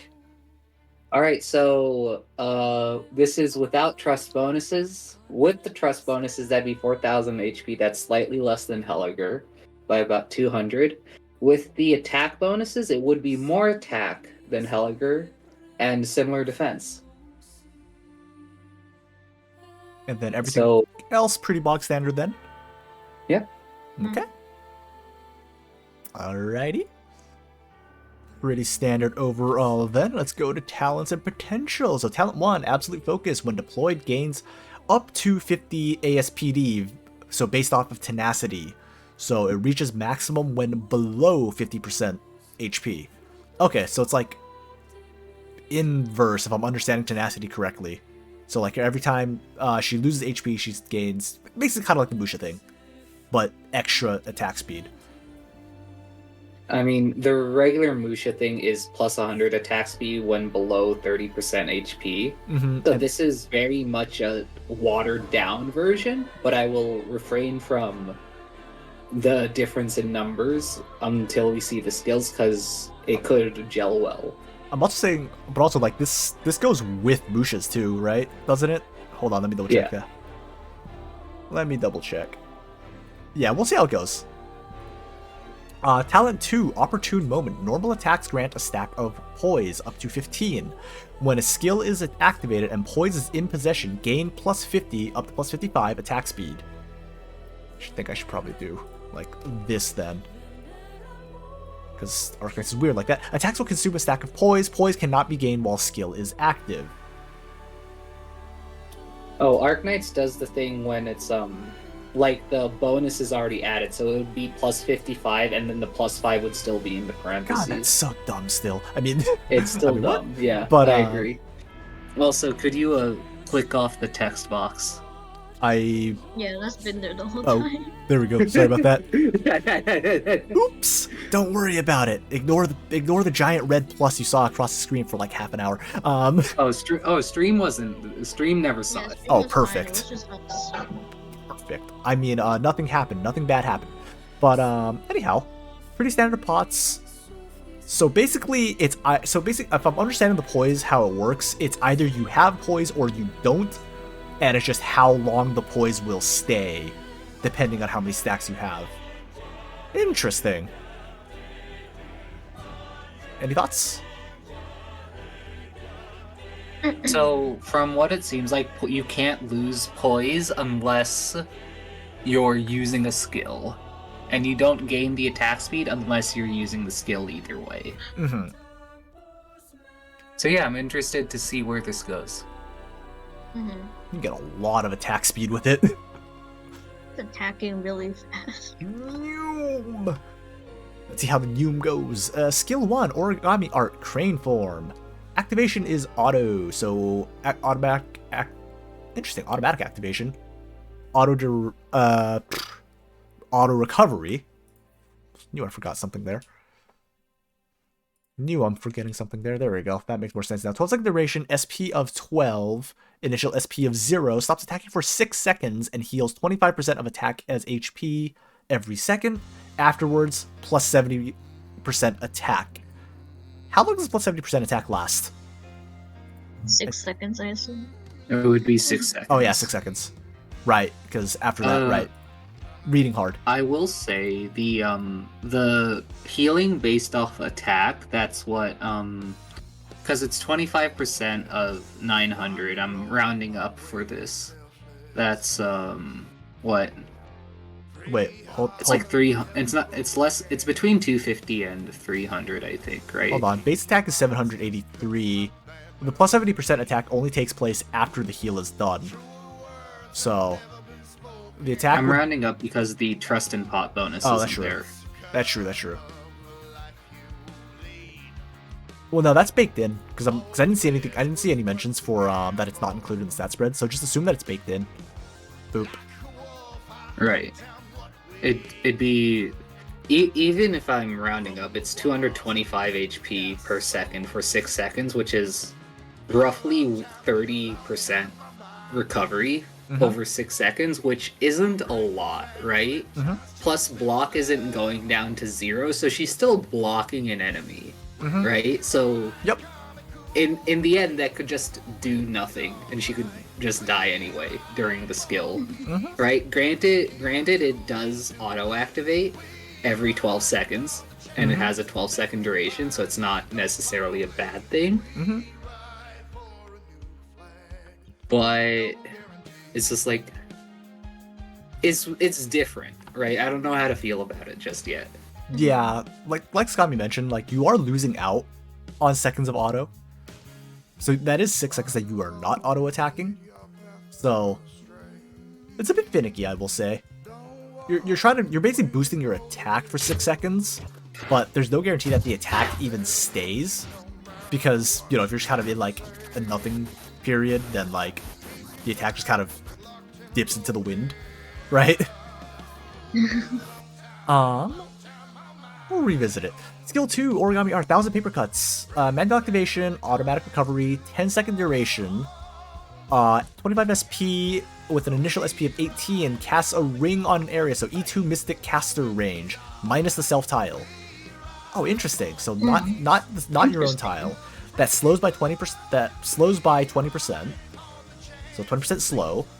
After 1 second, the block becomes 0, ASPD plus 30, and rapidly slashes and triggers trait on up to 3 random enemies within the ring. When it defeats the enemy, extends its duration by plus 2 seconds up to plus 6 seconds.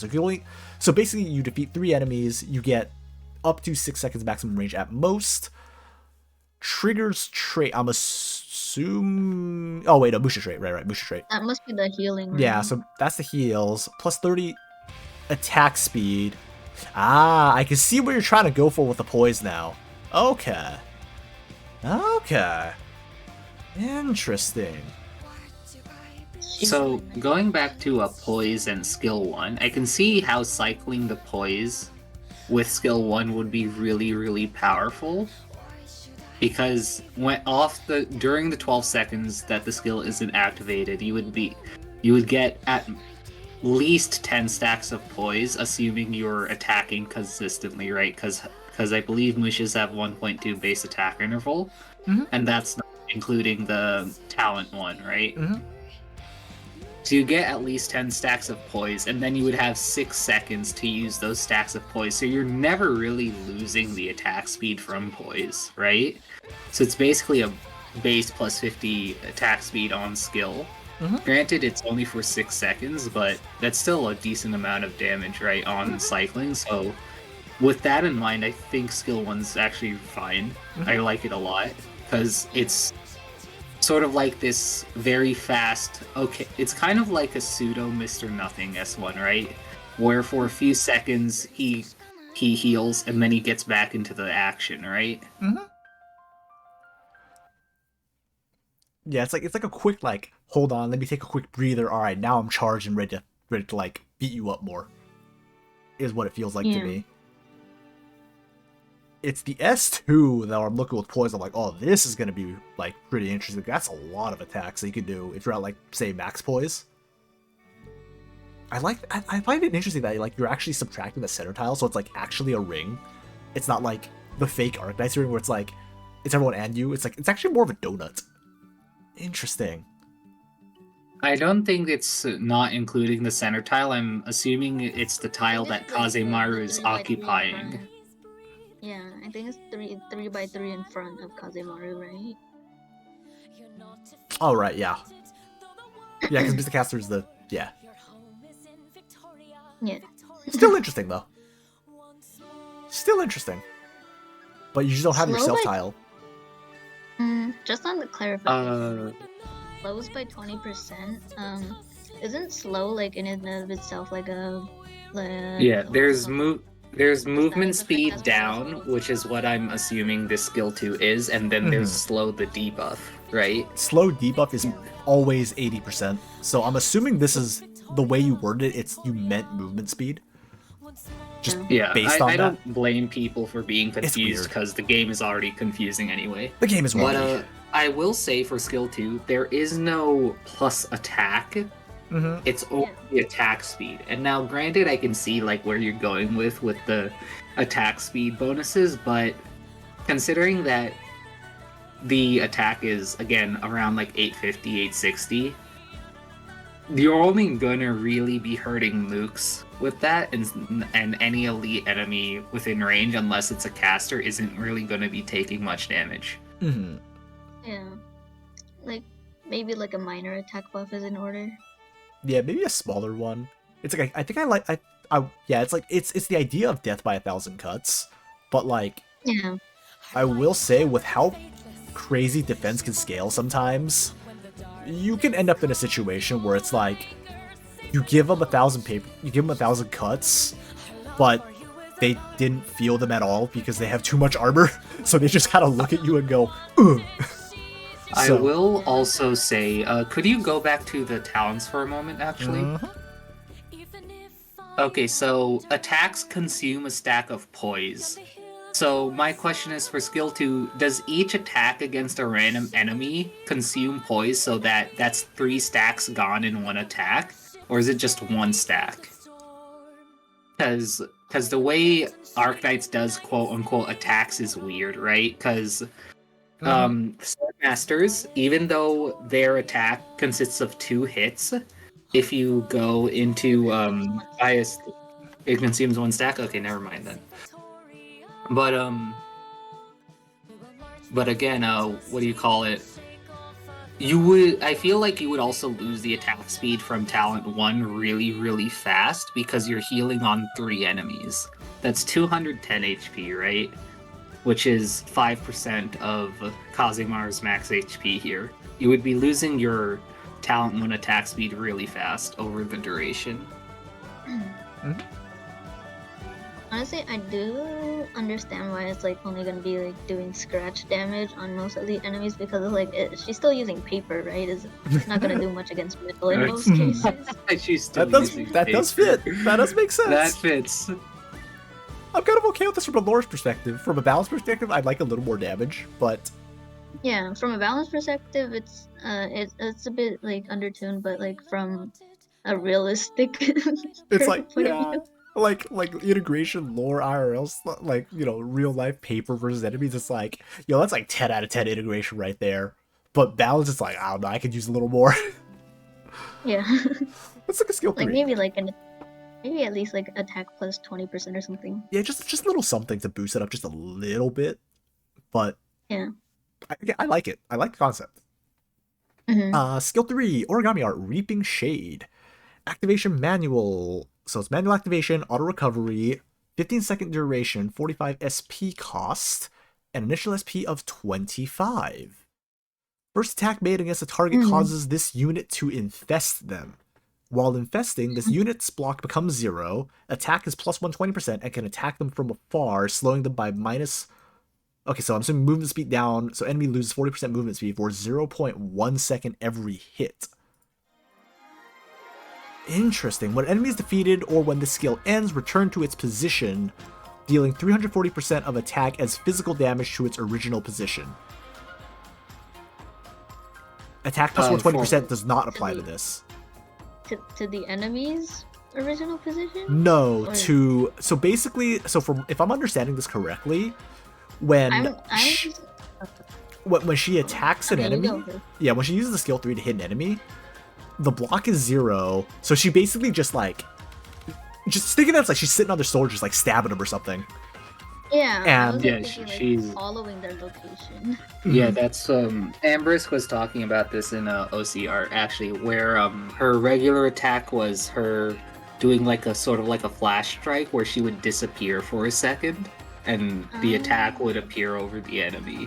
Right? So I would assume the skill 3 is like that, where thematically she would just disappear from the battlefield and you would just see her attack kind of like Chiobai's talent whenever it procs.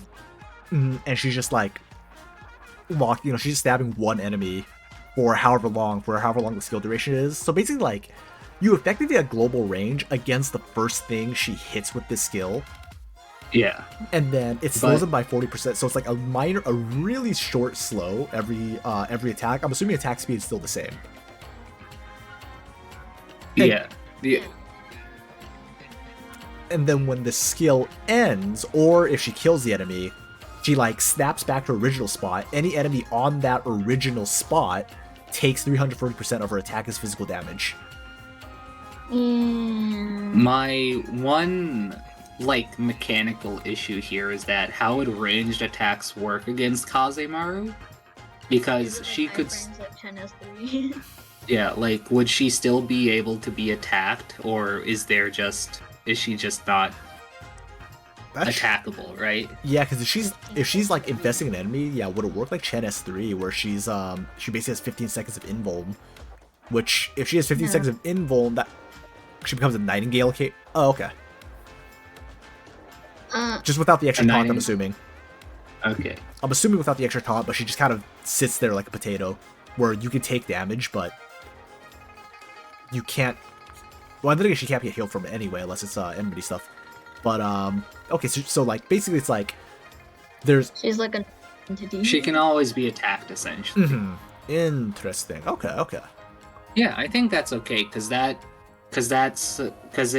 it still gels with talent 1 if a ranged enemy is attacking her, right? And I'm okay with the global range because it's one enemy every 45 seconds, right? Yep. And it's don't forget about poise though. You can do some work with the poise with this S3. And the thing about the S3, the thing about poise is that it doesn't, what do you call it? If we were to include poise with talent 1 at max stacks, it's plus 105 attack speed, right? Which is 5 more. Or than Helliger's if he's below 30% HP, right? So just like it's not like straight up better what's the word? I'm missing the word here. You're basically guaranteeing extra attack speed from talent 2 without being on lower HP. And I think that's a really nice trade-off because talent 2 is something like talent 2 is working with talent 1 to give the whole bonus, but off skill you don't have that bonus from talent 1. Yeah, S3, I think the only thing is I like how specific the S3 is, where it's like it has to be the original position. There's like no AoE to it. It does make it a little finicky to like time, but on the other hand, it's kind of just like an RNG damage bonk. So it kind of is RNG. It's like, is an enemy there or are they not there? Because she doesn't block anyone; they're just kind of walking through, right? Although I guess you could set that up if you just put a defender behind, so you could set up like a nice little extra bonk. So we're gonna move on to modules here because we do need to speed things up a bit. Yeah. Modules here. Let's see. So 1,000. Okay, so the first mod, new trait is plus 25 or gains 25% sanctuary when HP is below 50. I think that's a pretty standard Musha trait. Deployed gains up to. Okay, so that's a lot more ASPD with the tenacity mechanic that she has with her talent 1. That is a lot of ASPD gain up from plus 50. So yeah, it's That's a a big lot. ASPD gain. I'm going to assume Ambrose meant to put plus 100 at below 30% because this mod 2 and mod 3 for the mod X here is the same as Helliger's, where he gets plus 130 attack speed below 30% HP. Like it's basically the same, right? I mean, we're gonna have to take it as written. It says 40, so we're gonna take it as written. We cannot so it's just like, say I assume plus, you're going for a number that's not written. Yeah, because we but it's just have like a number written. Yeah, plus 80 attack speed is a huge boost. Yeah, it's a pretty big boost, and below 40 is kind of like it should be below 30, but it's written as below 40, so we are taking it as below 40. I did tell you guys that you do need to have this accurate, and we are not allowing you to make mid-tier adjustments of like, oh no, it's actually meant to be this. So we will take this as it was blue because he literally forgot the whole skill. Yeah, he literally forgot the whole thing. So it's like, okay, I'll let you slide with that one. But this one's written like we are taking this number as we are not giving any benefit of the doubt here. I did tell you guys like well ahead of time. So 40%, that's a really high threshold.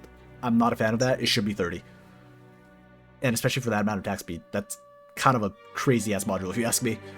As for the second module, let's see, increase the amount of poise. I'm assuming that should say increase talent 2. I might have copied that wrong. No, that says improve talent 1, but okay, it's poise, so I'm gonna chalk that up to talent 2. I will make an exception there because it is specifically written as poise, otherwise I'd be pretty confused. But so it's basically just more poise that can be gained off the second module. Okay. Okay. I'm okay with that. Which is nice. Yeah, it's nice. It's nice and simple.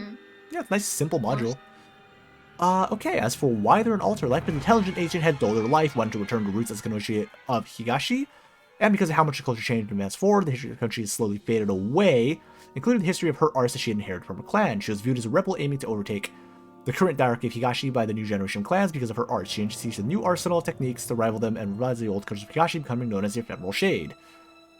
Once again, we are once again we are back to the homeland, And once again, we are still kind of forgetting the part where they have to come back to Rhodes in order to be playable. Oh, okay, At least okay. this So, one- just this one to is more like- confirm for talents, I checked Game Press.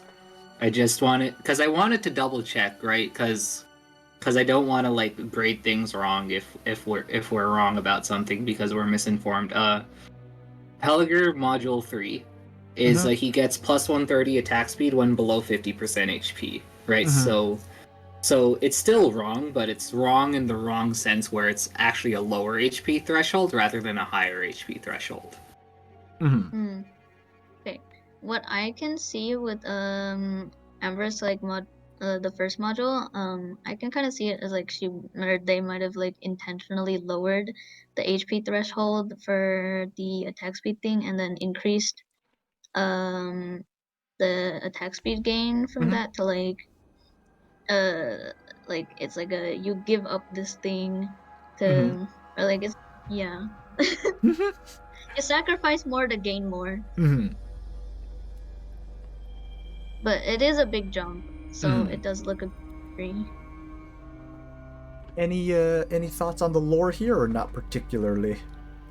Laurel, I think there is like an implicit like a suggestion that Kazemaru returned to Rhodes Island with those new techniques, but again, like that wasn't included, so that's just based on my own assumption. Mm-hmm. Again, just a little more, like beginning, middle, end. Feels like it's kind of they're all kind of missing that little bit of end there, if that makes sense. Have a little more than others did. Yeah, it's definitely more lore, but I definitely would like just a little bit more of like a conclusion as to them coming back, right? So, Yeah. all right, let's go to points. Gobo, if you want to start us off with points Okay. here. So I clear things out. Let me just open the guidelines thing again. Mhm. Okay, so for Kit, creativity, I don't see like a lot of Mushas doing things like that. And again, it's like, this is like the gameplay isn't very static at all. Mhm. Like I can kind of see her like moving around a lot, and also she's like attacking a lot. And the S1 is again like not a basic S1, so I think it's like a 1.8 or yeah. 1.8. And Okay. then for balance like again like the S2 was a bit weak, but like realistically I don't just in gameplay the balance is a bit low, Mhm. or not low but like it's a bit undertuned. So I'd say like a 1.7 because I do think paper does not beat metal. Armor. Mhm. Paper doesn't beat scissors. Mhm. Yeah, so a 1.7 is like my middle ground for that. Okay. She's not like super weak as an operator at all. Mhm. But like I can see how she can like still struggle against defense enemies. Like again, like a lot of guards do with their Mhm. physical damage. But then cohesion, I think they're very focused. It's like very focused on like the whole ninja thing and the paper origami shit. Oh, Mhm. oops. I like a 1.7. Okay. Then flavor integration. I can see that like I can definitely see that it's Kazemaru bringing in her new techniques because like it's not anything she does in her original form. Mhm. And while you do like see some reference to it, like I guess how she does like that AoE slash in her original one when she returns or like swaps to a form. I don't even remember how she works, but like you can kind of see that when she returns to her original position in S3 is like she does that attack in that Mhm. tile. So I'd say that's like I think I think it could be a 2 for integration. Okay. And then for lore, how well does it fit in the AK universe? Again, you can't un-Arknights an Arknights operator, and yeah, I think like just the one thing we really are missing here across the board are just the conclusion to how they return to Rhodes Island. But Mhm. we do get a little more with like how she did gain those new techniques. So a 1.9, just docking that point for the lack of conclusion. Mhm. And how involved is the OC involved in their own lore, blah blah blah. I don't know, I guess like a 1.8 again. I like the Kazemaru altar. I think it's fun and it's definitely not boring. 10.9 from Golo. Alright, Boop, what you got? Let's see. So creativity, I think I liked it a lot. I think skill 1 is the best. I like skill 1 a lot more than skill 2 and skill 3, but maybe that's just me. I'll give it a 1.5. Okay. For balance, I do think it is slightly undertuned and a little bit confusing because of how, like, I feel like as written it's not confusing, but like in comparison to like the other Mushas, it feels slightly confusing, if that makes sense. So I'll give it probably a 1.2 in terms of balance. Okay. For cohesion, I think the cohesion is a 2. I think the skills and the talents just work or can mesh well completely together. It's just it's perfect essentially, right? For integration, I think the lore. I think it's 2. I think it's a 2 that it fits well with what Kazemaru is as a character in terms of like her lore, right? And then her lore is how well her lore fits into the universe. I like the touch of how her homeland is changing, because from what I do remember about from when I read lore is that I do remember that the country was changing very, very fast, and so I like that touch. So I'll say it's a 1.8. With the missing 0.2, because again we're missing a little bit of information as to why she came back. For the character focus, she's involved in her own lore perfectly. Like there's no other operator listed. You can't, as Gobo was saying, you can't on Arknights an Arknights character, so I'll give it that a 2. Okay, so a 10.5 from Boop. Wow. Ambrisk and Blue look like they're going to be the 2 fighting for first place. Let's see how my scores go. Creativity integration. I think they're definitely creative. It's a lot more based around, it's kind of a mix of ASPD. Like it's a lot of ASPD based things, which is pretty interesting and fresh. Yeah, but not really seeing anything from that end that I don't necessarily like dislike. The only thing that I'm just a little bit thinking of is like how is like the integration section is with the S3 that I'm a little bit like, I think the it's definitely novel, right? It's definitely novel, it's definitely creative, but as for integrating with Arknights, it's definitely funky with like we've had attacks lock on, but I'm not sure if we ever had an operator actually lock on to them, and I'm not 100% sure how that would work in code, because it's a bit finicky on that end. So I think I'll give it a 1.7 there because of the finickiness of that S3. Everything else I think is fine. Balance-wise, I think, again, the S2 could get a bit of a buff. So I think I've been usually going with like a 1.7 for if one of the skills is a little bit undertuned. So I think I'll roll with that still. So another 1.7 for me. Cohesion, that's a full 2 for me, Cohesion. I don't think I need to say any more about Cohesion. That is a very focused, very like, all right, here's the kit thing. So it's like, good. Lore fits. Lore fits, everything fits. That's a 2 for me for integration. As for how well the lore fits in the AK universe, like Gobo said, you can't un-AK an AK operator, but again, we're kind of missing that last little bit. So we're missing that last little bit of it fitting into altars. So I will give it a 1.7 on that. And then as for character focus, very focused in their own lore. Narrative sense, again, just we're still missing that little bit of conclusion at the end. I'll give you the extra point though for the that Higashi lore, so I'll give it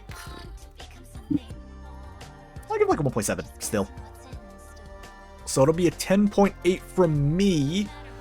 Oh, this is gonna be close. Oh, this is gonna be close between. No. This is gonna be close between Ambrisk and Blue. How close? 32.2. I think with this, Ambrisk does take the lead, but just barely. Oh my god. Just barely. By 0.6. 0.6. Hogger Zambrisk? Ambersk and Blue are the two that are cooking like mad. Right. Cook harder. They are cooking like mad, but now, again, another newcomer to entering the contest itself, but Skami has entered their operator. Skami, if you've been in Discord, Skami has been a very welcome source of extra input on people's designs and overall ideas of balance. So, good to see you here, Skami. And here we have another caster turned 6-star protector. Let's go! Please no ramped up numbers, please no ramped up numbers, please no ramped up numbers. But we have Kiara the Sheltering Breeze. 6-star protector, as Gobo said. If Skami doesn't get a perfect score from all of us, I'm canceling my Arknights pre-order of playing the game. Oh. Alright, take us away from the stats. Canceling your Arknights subscription. Stats, let's see. Trust, I'm going to assume Trust is not included. So we have more HP than Hoshi, more attack slightly, but a full 100 less defense. And I think the reason is because the Trust bonus gives 10 res, and we don't really have protectors with res. Yeah, except for like Liskarn, but that's on her talent. Well, and she isn't even a protector anymore. Yeah, she's a sentinel protector. She doesn't count anymore. She doesn't count. It's interesting to see like it's still like carrying over her. Yeah, I like the. We don't have a precedent for it, but I think it's okay because we're losing. We have a lot less defense for more HP and res. Mm-hmm.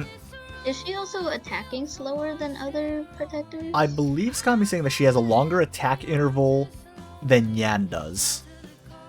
Oh. I believe. I believe is Protectors 1.2? Let me just double I'm check. seeing 1.5 on the wiki, but yeah, double check that one. And yes, Skami is in fact cooking. Oh, same as Nyan. Okay, same as Nyan. She has the longer attack interval that Nyan has. Okay, so not that. Okay, so same attack interval as Nyan. I was like, 1.5 looks like 1.5 to me, unless I'm blind today, but we're good to go. Oh yeah, Nyan has a longer attack interval than the other protectors. That's really interesting. I never noticed that. Yeah, 1.5 instead of 1.2. Interesting. Alright. Alrighty. Shall we move on? So more HP, a little less defense, but you're also gaining that extra res. So interesting little trade-offs here. I like seeing that. I like seeing having little trade-offs here or there. Talents and potentials. Oh, this will be interesting. Karagander's Oversight can deploy a Karagander's Gaze, which chills surrounding unchilled enemies and operators for 5 seconds. Oh, I like that wording. I like that wording. Chills surrounding unchilled enemies. So you can't like slap this on, and if Gnosis is doing its thing, you can't just like freeze like 15 things at once. Wait, I like that wording. It's a 5 DP cost, so it's basically like a little bit of a token. It's kind of like a token. So when deployed, operators and allies that are not chilled. When deployed, operators and allies that are not chilled. Interesting. So it chills you too. The token persists on the field for 5 seconds, cannot be interacted with, can be deployed on any non-banned tile, including on top of operators, and applies 5 seconds of chill to unchilled enemies and operators in its range every 0.2 seconds. Has a 23 seconds at pot 6 redeployment time after being placed, and has a 3x3 range surrounding it. So Sculptor token range, and it freezes everything on the field for 5 seconds when deployed, and then it persists, and then the chill lasts but only for unchill, so you're not going to be able to stack freezes, which is, I like that. I really like that. And the operator's in its range every 0.2 seconds, so I'm assuming that just refreshes it? Well, it only lasts 5 seconds, so hold on, I'm just trying to figure out the 0.2 second wording there. It's just it releases, or like it chills every 0.2 seconds, but then the already chilled operators. Oh, that's true. They don't get another. Yeah, okay, that makes sense. Yeah, they don't get extra chill. Yeah. So something like basically just a constant like puff going on. It's just consistent. Yeah. really like the chill to unchilled enemies. I really like that wording. Talent 2, Powder Veil. When deployed, allied operators that are chilled or frozen gain 200 defense and 20 res. This persists for 5 seconds, 7 seconds at pop 4 after the status is removed. Hmm. Oh, it's only when deployed. Oh. So it's not... So someone gets frozen after she gets deployed. Based on that wording, they do not get the Powder Veil effect. And then they have to lose the chilled or frozen before they get that extra 200 defense and 20 res. But only for 5 or 7 seconds. Okay. That is interesting.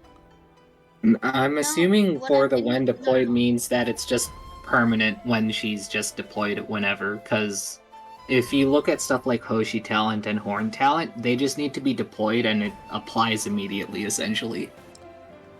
I thought it meant that the defense and res bonus lasted 5 to 7 seconds after the chill or freeze was removed. That's what I'm interpreting it as too.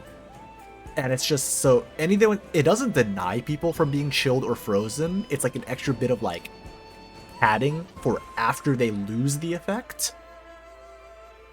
Oh, okay, never mind. So it does affect, like if an operator does get chilled or frozen after she gets deployed, it still stays. Okay, so it's just like, alright, I took the other meaning of deployed as in like, she comes in and if you are chilled or frozen at that time, you get this bonus after it goes away, but it's like, oh, okay, no, it's the other version of deployed as in when she's on the field. Okay, that makes sense too. Oh, I see. That makes sense too. So basically when she's on the field, allied operators that get chilled or frozen, they get that 200 defense and 20 res for 5 seconds after they lose the chilled or frozen effect. So like, if you're chilled or frozen, the what is it? The red wheat, the ice weebs, the ice sword guys, ice cleavers, they will still wreck your ass. You only get that bonus after it's gone. I see.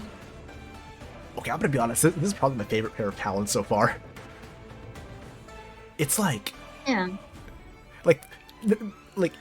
interact. The talents interact with each other, because you put it on the field, then you put down the token, everyone gets frozen. Then you can get like the extra. You can basically just give yourself extra defense or res if you're willing to take that chill debuff. Yeah. So to Skami, the effect, like the during the chill freeze too. Okay. Res is active during freeze. Okay. That's what I was trying to say. Wording, the wording is fine on that. Oh, no. That's what I'm saying. It's like the effect is during. Oh, never mind. I'm potato. Okay. Phase, and then it persists after that too. Never mind. I'm getting potato then. Okay, never mind. I potato that one a bit. I was confused, and I was like, "Hey, how do I explain this to Wookie that the wording is fine?" Me read wrong. Look, I'm a little blind sometimes. Interesting, then. I think we can move on now. Yeah, we could keep going. I still do like it. Do like it though. It's like you're taking the debuff, but you have to take the debuff to get. Anyhow, skill 1 is a frost barrier. Activation is manual. Auto recovery, 30-second duration, 30 SP cost, initial SP of 50, plus 80% defense when hit by an enemy as attack, chill self and surrounding enemies for 0.6 seconds, and deal 100% attack as arts damage to those enemies on that same 0.6 second cooldown. Interesting. So it's not long enough to freeze. That chill is nowhere near long enough to freeze unless they're going like turbo speed. Yeah. Like that is a very short window. But the chill self part means that you are getting that extra boost to defensive res on top of it.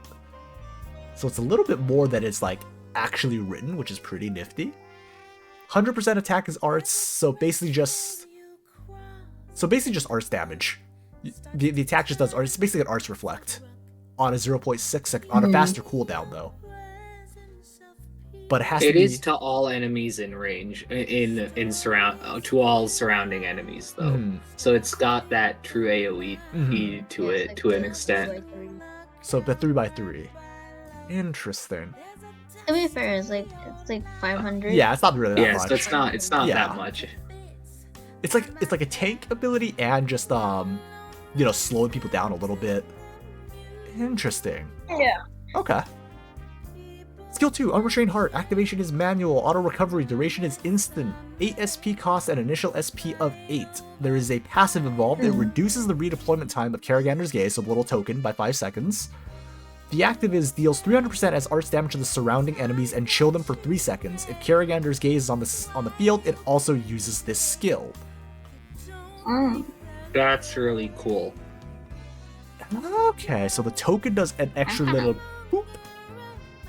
It's kind of like those, like the ice frost generators on the Honestly, field. yeah. Except the Ice Frost generation punch you in the face too when you do it. The thing is, it's also not a charged Oh, sorry. skill, It is. There are so 3 you're not- charges. Sorry, I'm dumb. I left out the. Yeah, Oh, you left out the Yeah, I left out the charges? charges like an idiot. Okay, cool. Can hold 3 charges. Sorry, I left that out like an idiot. Also, is S3 not fitting here? Did I not? Oh my god, I did not fit S3 in there. I am stupid. Don't mind me. You see nothing. Everything is fine. Ignore what's happening right now. You two carry on. Okay, you saw nothing. That's been there the entire time. Totally. You saw nothing. You saw nothing. Yeah, there was nothing there in skill 3, so we saw nothing. Fuck you, poop. I mean, what? I'm sorry. Anyhow, 3 charges, but it is a decently long. Like for a charge one, that is a fairly long duration. Or like, actually, 8 is. See, Chonga S2, I believe, is 10 for a charge, and he holds 2. Although he's also a guard, so it's kind of a different situation. But I mean, the attack scaling is what? That's what, 1500 to surrounding enemies and chill them for 3 seconds? But you can just trigger all of it, and you can get that freeze effect if you trigger both. Yeah, because the duration is instant, and an instant duration is 1 second, right? Mm-hmm. It's technically all instant duration skills have like a 1 second cast time. Mm-hmm. Interesting. I like it. I really like it. So you can get. I mean, you can also get permafreeze with the Karagander's Gaze, but the Karagander's Gaze only lasts 5 seconds. So if you need like an instant freeze, you can stack the token with Kara. Yeah. That's interesting. I will say, I do think the SP cost is a little low. Mm-hmm. That was what I was gonna say. Just a little bit.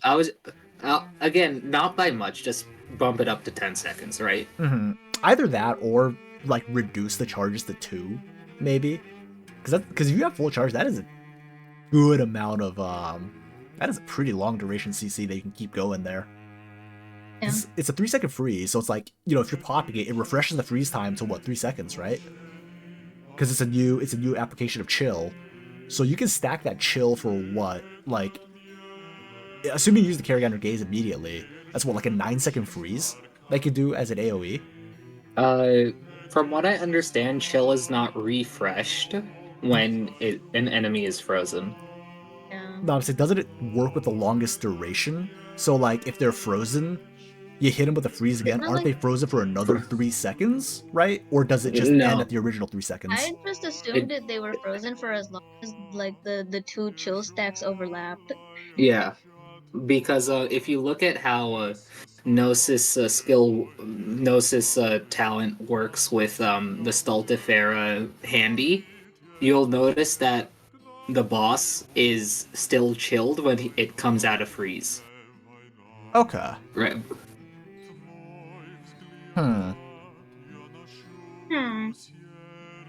Interesting then. Interesting. What a I mean, sword assuming it Cold is the 1 second cast, it's like a 2-second freeze, right? Freeze lasts for the duration of the second applied chill. Interesting. That's what I thought. So it is. So cool. basically, it is. You could get this going for 9 seconds if you slap the gaze on the field for initially, and then you just keep proccing it. So you just basically get the next chill as the freeze, and then you can do it again.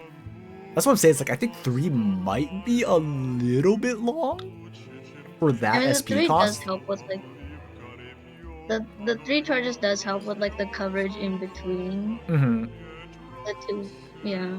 It's either I think I want to see SP cost go up a little bit more, for like 10, so it's not as quickly regened, or the charges drop to 2, one of those 2. but it feels like a little bit. It feels like a good bit of CC is what I'm trying to say with the S2. Yeah. It is a good, I think. It's not a major thing. It's like a minor nitpick, if I'm being honest. Like, it's not a major thing. Yeah. But, anyhow, moving on to skill 3, Mountain Tempest. Activation is manual, recovery is auto. 50-second duration, SP cost of 80, initial SP of 60. So that's a very long duration skill, 50 seconds. That's pretty long, but also very expensive. Yeah. 50% defense, freeze self for duration of the skill. Oh. Bonkers. Range expands Saria S3 range. Every 2 seconds, deal 80% of attack as arts damage to enemies in range. Chill them for 2 seconds, and reduce their movement speed by 10% for as long as they're in this unit's range, stacked to a maximum slow of 80%. When the skill expires, all enemies with maximum slow stacks are frozen for 5 seconds, and all enemies in range are pushed away greatly with a shift strength of 3. Is it bad that I think this is slightly underpowered? Maybe a little bit for how much it costs. For the I can cost, see it yes. a pure CC skill, but it is a lot of CC. But it's consistent CC. I don't know about a lot of CC.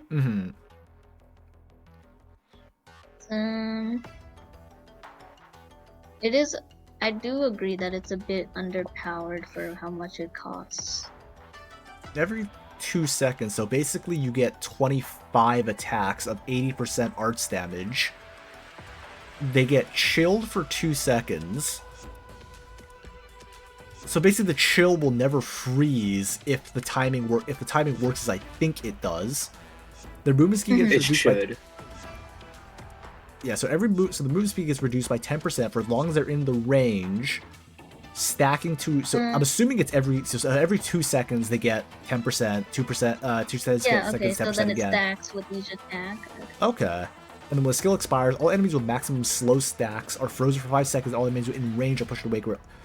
So basically, even if they leave the range... Actually, no, the slow wears off after a time. So even if they leave the range, they have to have that max slow stack, I guess, if I'm understanding that correctly.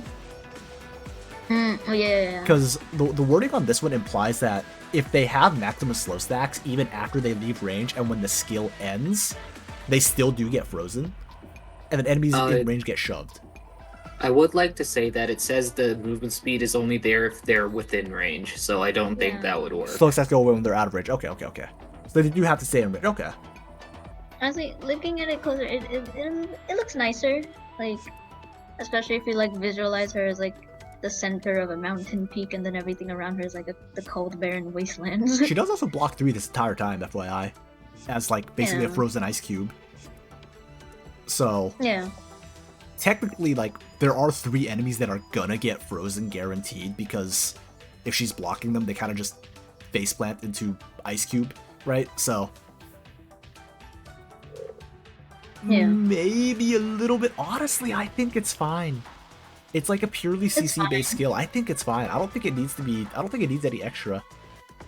I think maybe at most you could drop the SP cost a little bit, but maybe to like 70 or 60. Yeah, it's like it's like nitpicking if you ask me though.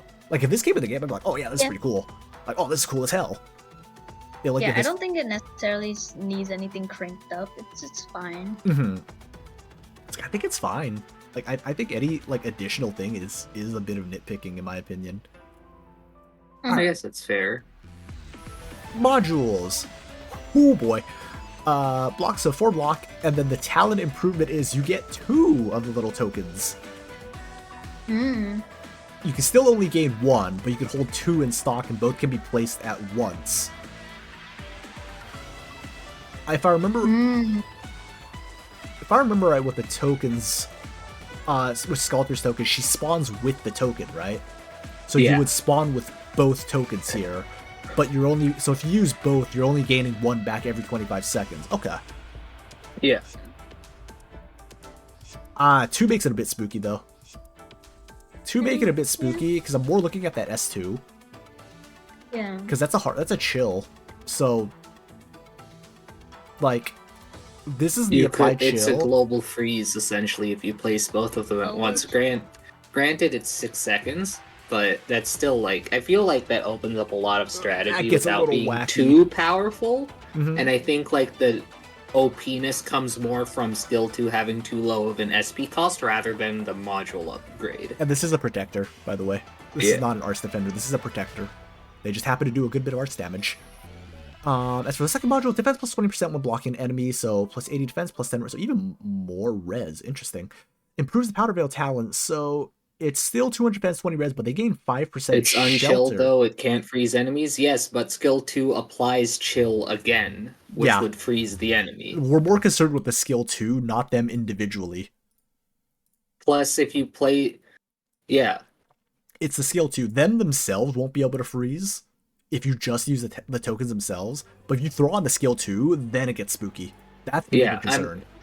Yeah, that's what I was saying. It's just that it's not the module upgrade that's the problem here. It's the skill 2 being too low of an SP cost. Mhm. You know what? Like module 1/talent 1 being like a global chill thing is kind of like enabling Aurora to finally be a good operator. Yeah, Kaze just Aurora's catch a break. fine on her own though. But let's see. So anyhow, continuing with modules. So 5% shelter, frozen allies gain double this, but oh, that's kind of nuts if they're frozen. That's pretty cool. So 440 res. Jesus Christ. To be fair, freeze also reduces res by 15. So you're at like what? I mean, you're still at 25. That's still pretty Yeah. solid. And, 25 is sicky. and you have 5% damage reduction as like a here you go. Yeah, everyone in range has caster res now. I would like to say though, for Kiara herself, has 20 res from Trust and Mod 3. Then she would get 40 more res from Skill 3, which is she'd have 60 res and 10% shelter on top of that. She says, "Come at me," for the arts one. I don't dislike it because she is a protector. She just has more arts. Yeah, it's fine. Yeah. I think it's completely fine. Yeah, it's kind of It's like nuts. tanky without like spelling it out. I like that. She is very tanky. She can be very tanky against arts. I like that. It's a protector that's like more tanky against arts, but also like still not an arts defender. Interesting. As for weather and alter, so she's the protector of Kiereg. She's a Paramat that reflects catastrophes on the way, manipulates weather on the transit side over Kiereg. Breath is when the percent enemies that break the ice stages, but her current mechanical representation is somewhat overwhelming offensive caster with an inconsistent ability to freeze and strong positional requirements. So Skami wanted to make an altar that represented Kierag's nature, not just as a powerful ice god, but as a protective sheltering god, which is how the people of Kiereg know and respect her. Okay. I like the concept. I think my lore thing is still like what made her decide to go from caster mode to this. I think I would have liked to see a little more there, I would say, from a lore perspective, as to like why she made the swap to defense. Like right now she's a caster, right? So it's like, what's the backstory as to why she made the defense? Like why she is now a protector?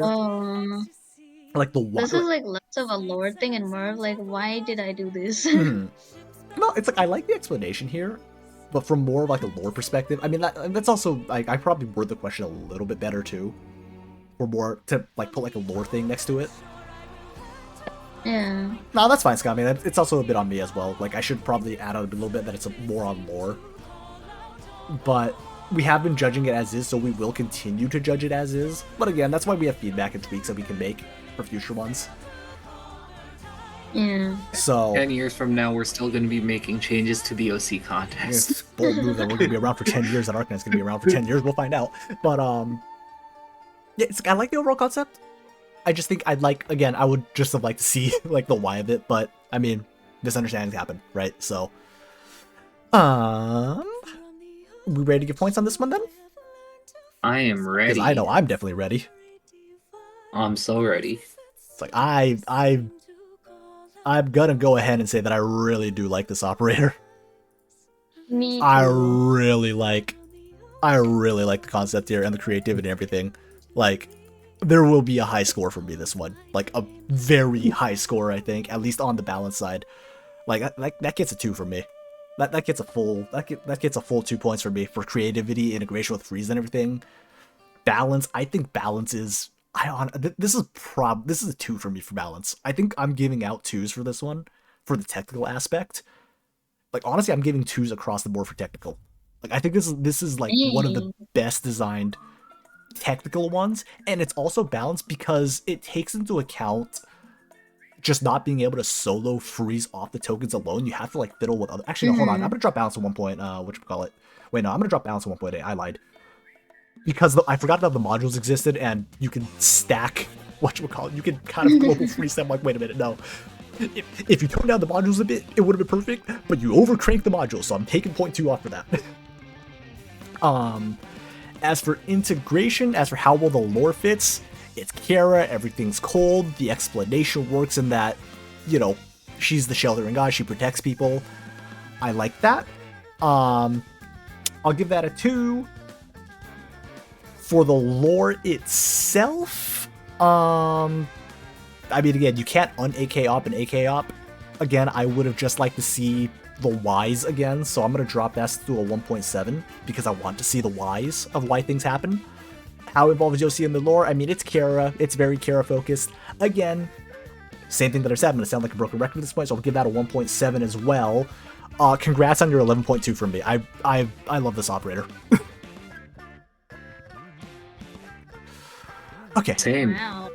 Yeah, I really love this operator. I'm ready to get to my scoring too. So again, technical 2s across the board, but for balance, I'd say 1.9. Again, it's that very one small thing with skill 2 where it's just like the SP cost is just a little bit too low for my liking, right? Because you can basically activate it all at once, or again, it's just a little bit too low, right? And then for integration 2, because it's great. Lore, it's 2.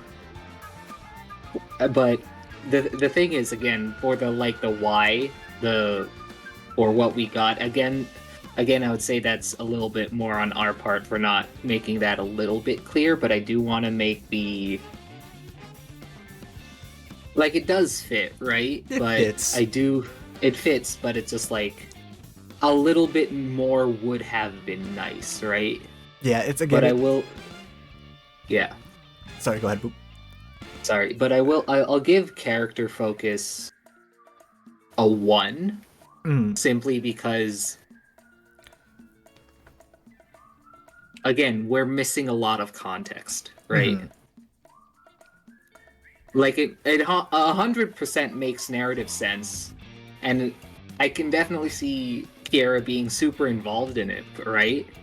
But we don't have that involvement, right?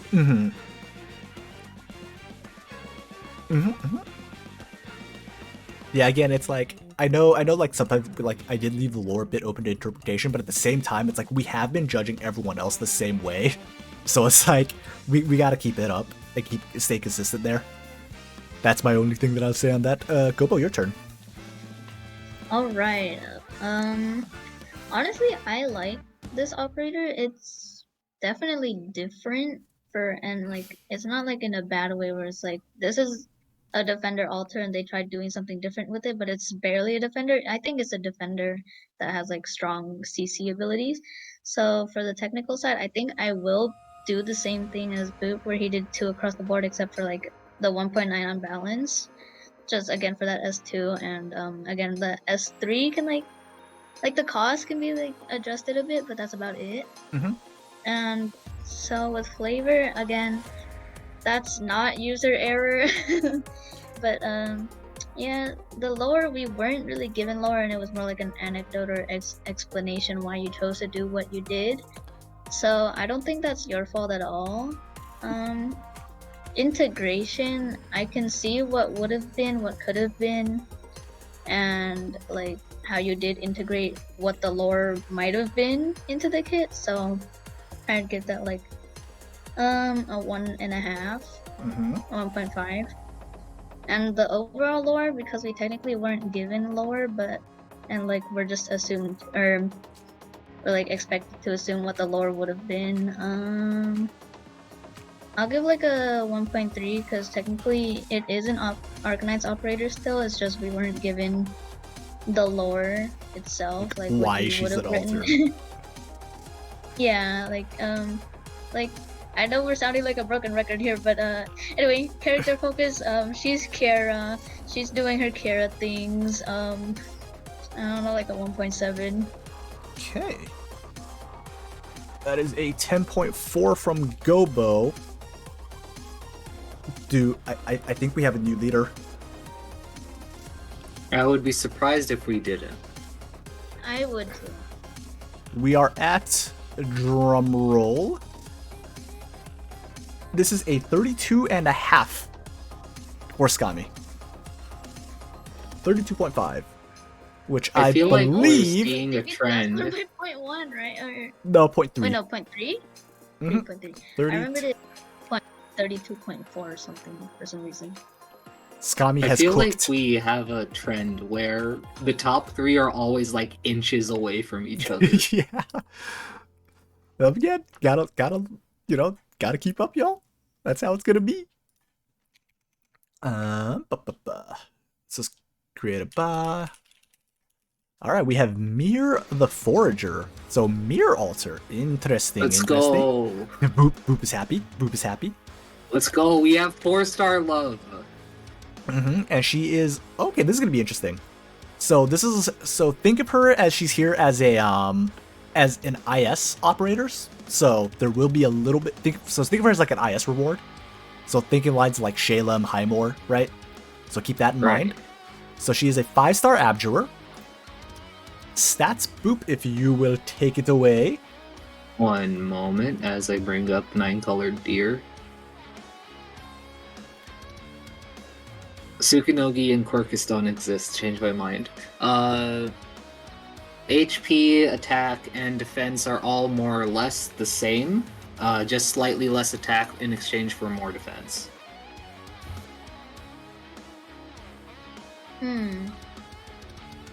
Alright. I mean, I don't see anything like... There's nothing egregious, yeah. Yeah, nothing yet. Not much to say about stats. In terms of stats, like, I guess abjurers are gonna always have the low-end stats. Which is fine, like, they're supporters, they're not supposed to be big stat blobs.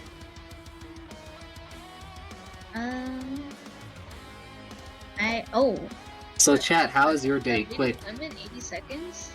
Yeah, that's normal that for welfare. Yeah, that's normal for welfare. I didn't notice it was a welfare at first.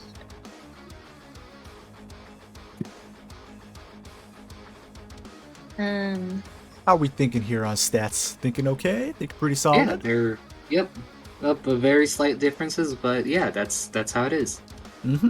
Okay, so pretty standard then. Yeah. Okay, so moving on then. So talent, we have necessary equipment. Wait, did we get a raid? No, we did get a raid. We did, Oh, but nice. again, I'm keeping saddlers off because we do need to keep. We are gonna keep scooting. Oh, hey, it's Yua. Nice. We do need to keep scooting with the contest though. So, Alright. again, thank you for the raid, but I will get to thankings after the stream because we do want to keep moving here. Let we me want read to keep our these flow. talents, okay? Go for it, Gobo. Okay. Talent 1, necessary equipment. Active in the custom IS event. Alright. In the Paintings of Memories, attack plus 10% and increase shelter effect to times 1.5. Alright. Okay. So they are making them like a stronger abjurer / healer in their IS. Okay. Okay, and talent, the actual talent, foraging for herbs. After not attacking for 3 seconds, gain 1 herbs. Every stack of herbs. Can you click out that text box, Wookie? No. Okay. Every stack of herbs gives like +2. The stack shall be reset after the skill ends. Huh? Do we know what stacks of herbs do? Maybe that'll be explained in the skills. I would assume it's a currency for the skill. That's my assumption. Okay. So one thing I will say that all abjurers have a shelter effect baked into their talent, and that's not really here, but I'm going to refrain from judgment until after we see the skills, right? Because this could be just something completely different, right? Which is fine. Okay, the pods look pretty standard for a Wildfire, except we are missing that third -1 DP. Yeah, how come Talent 2 is enhanced and it's not -1 DP cost? How dare you? Anyhow, moving on then. Let me Alright. check Highmore and Shalom really quick. Alright, I can see a slight problem yeah, looking they at don't. this. Yeah, Highmore and Shalom don't have -1 DP 3 times. They have an actual like regular pot spread. Okay, Never I can see a slight problem here with the skills. What the hell do the herbs do? Yeah, well, wait, what do they do? What happened to the herbs? How much of the shelter effector is being gained here? We what have no information. We are missing a lot of information here. How much shelter? So when healing an operator below 75% gain shelter effect. I knew- And who's and who's gaining the shelter? Is it Mirror or is it the operator that's being healed? Wait. I'm gonna go ahead and say this one's gonna hurt for you. Oh yeah. We're missing a lot of things. I also need to update the skill to saw nothing, but we're missing a lot of things here. Skill. Okay. Also plus 40 attack. I'm assuming that's plus 40%, not plus 40. It says plus 40. We roll with what's there. I'm sorry. That's alright. Plus 40 attack heals 2 operators. All operators gain shelter. How much? How much? Operators that are below 15% HP regenerate 100 HP per second. You know what? Reality is just giving us like the skill summaries they show on the live streams. Oh yeah, absolutely. Oh, that's true. Yeah. That's true. I'm still throwing Yeah, a brick because you had ample time to not make it. Trailer here. This is her in the trailer. This is the trailer. Yeah, it does things. What are the numbers? Figure it out. I just realized the name duplicated too. Whoops. Let me fix that name. I just realized. Boop. It's fine. Okay. Anyhow.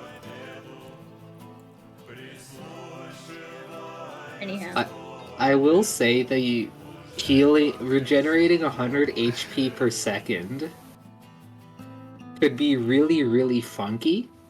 Granted, it is only for 20 seconds and it's a 45 SP cost duration, but I feel like it's fine. Mm-hmm. I mean, look, you gotta give her something. She has herbs that she doesn't know what to do with. Yeah. And they're just gaining shelter effect. Nah, How much? only healer she has herbs in her inventory. How much?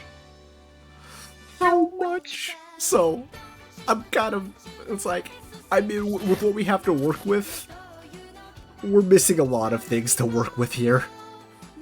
Yeah, This up.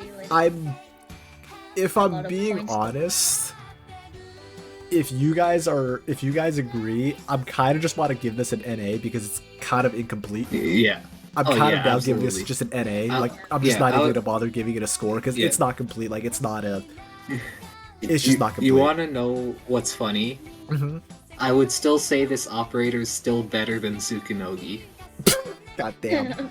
Yeah. Yeah, damn. Okay,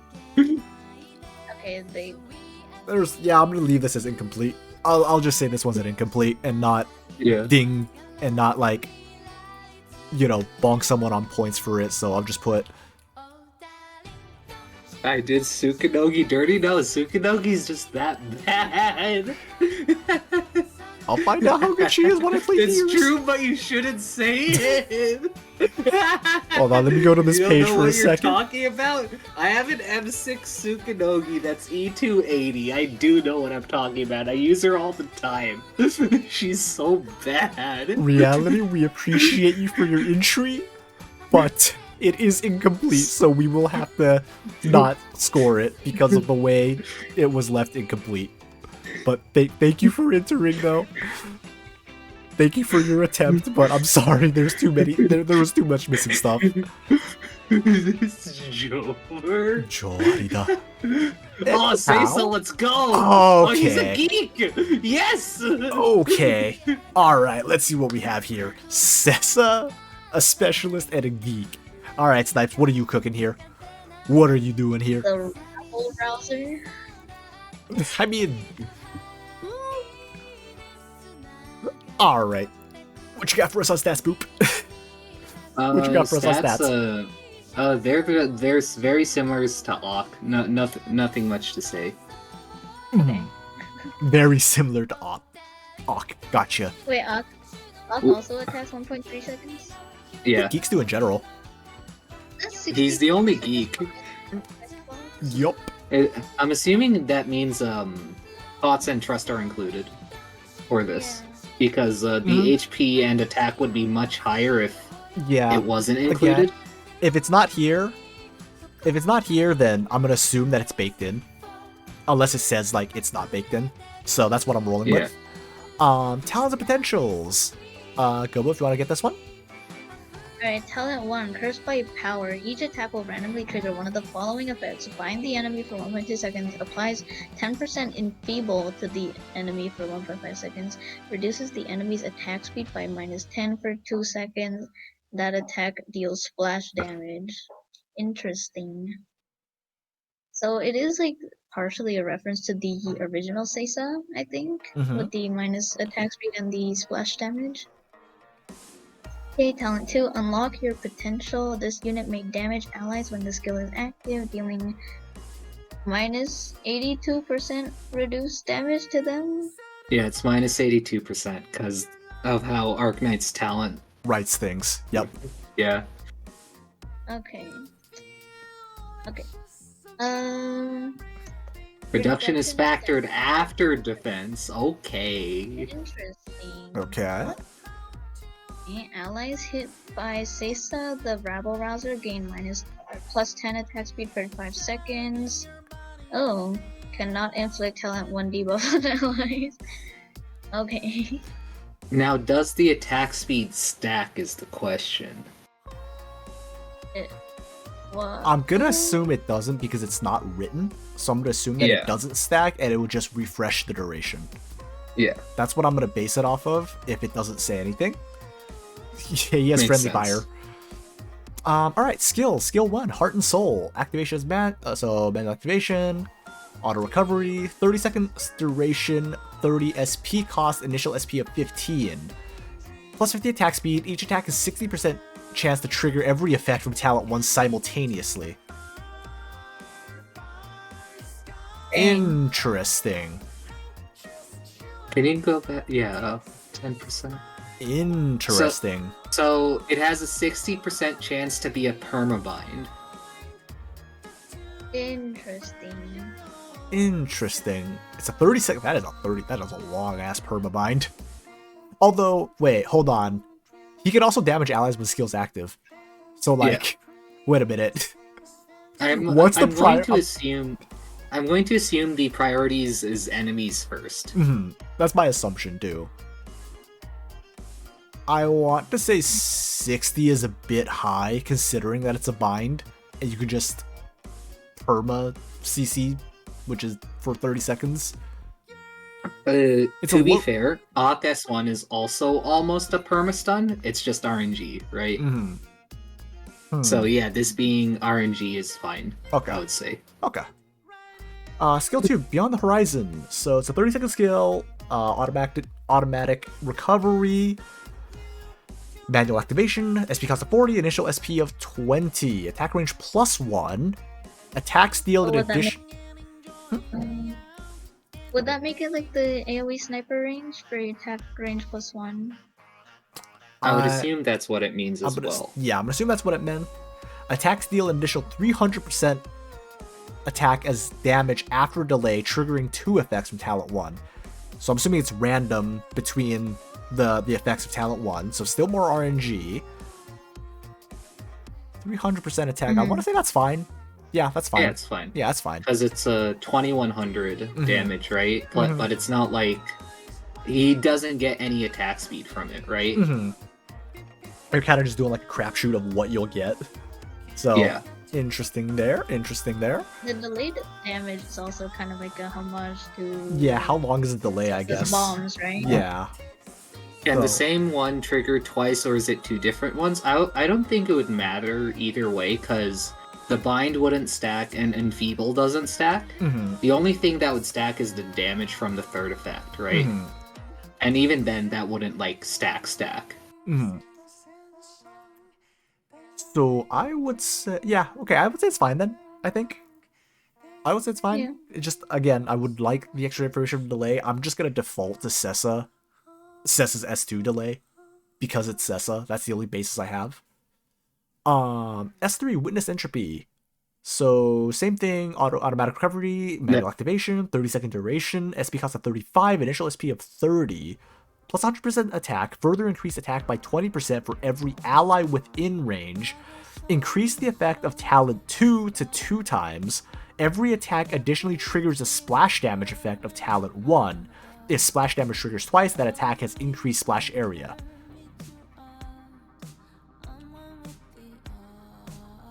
My man has an automatic grenade launcher question mark, and he's just going ham with it. Further increases attack by 20% for every ally in range, which is fine. Yeah, I mean, it's really how many allies are you gonna cram into that S2 range? Increase the effect of talent 2 to 2 times every attack. Additionally, triggers the splash damage effect of talent 1. If splash damage triggers twice the attack, also has increased splash area.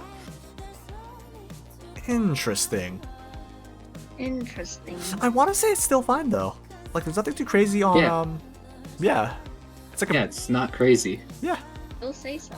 It feels fine. It feels very Sessa. I'm liking it. Yeah.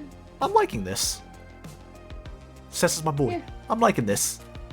I will say, the one issue I have is that he has no way to heal himself.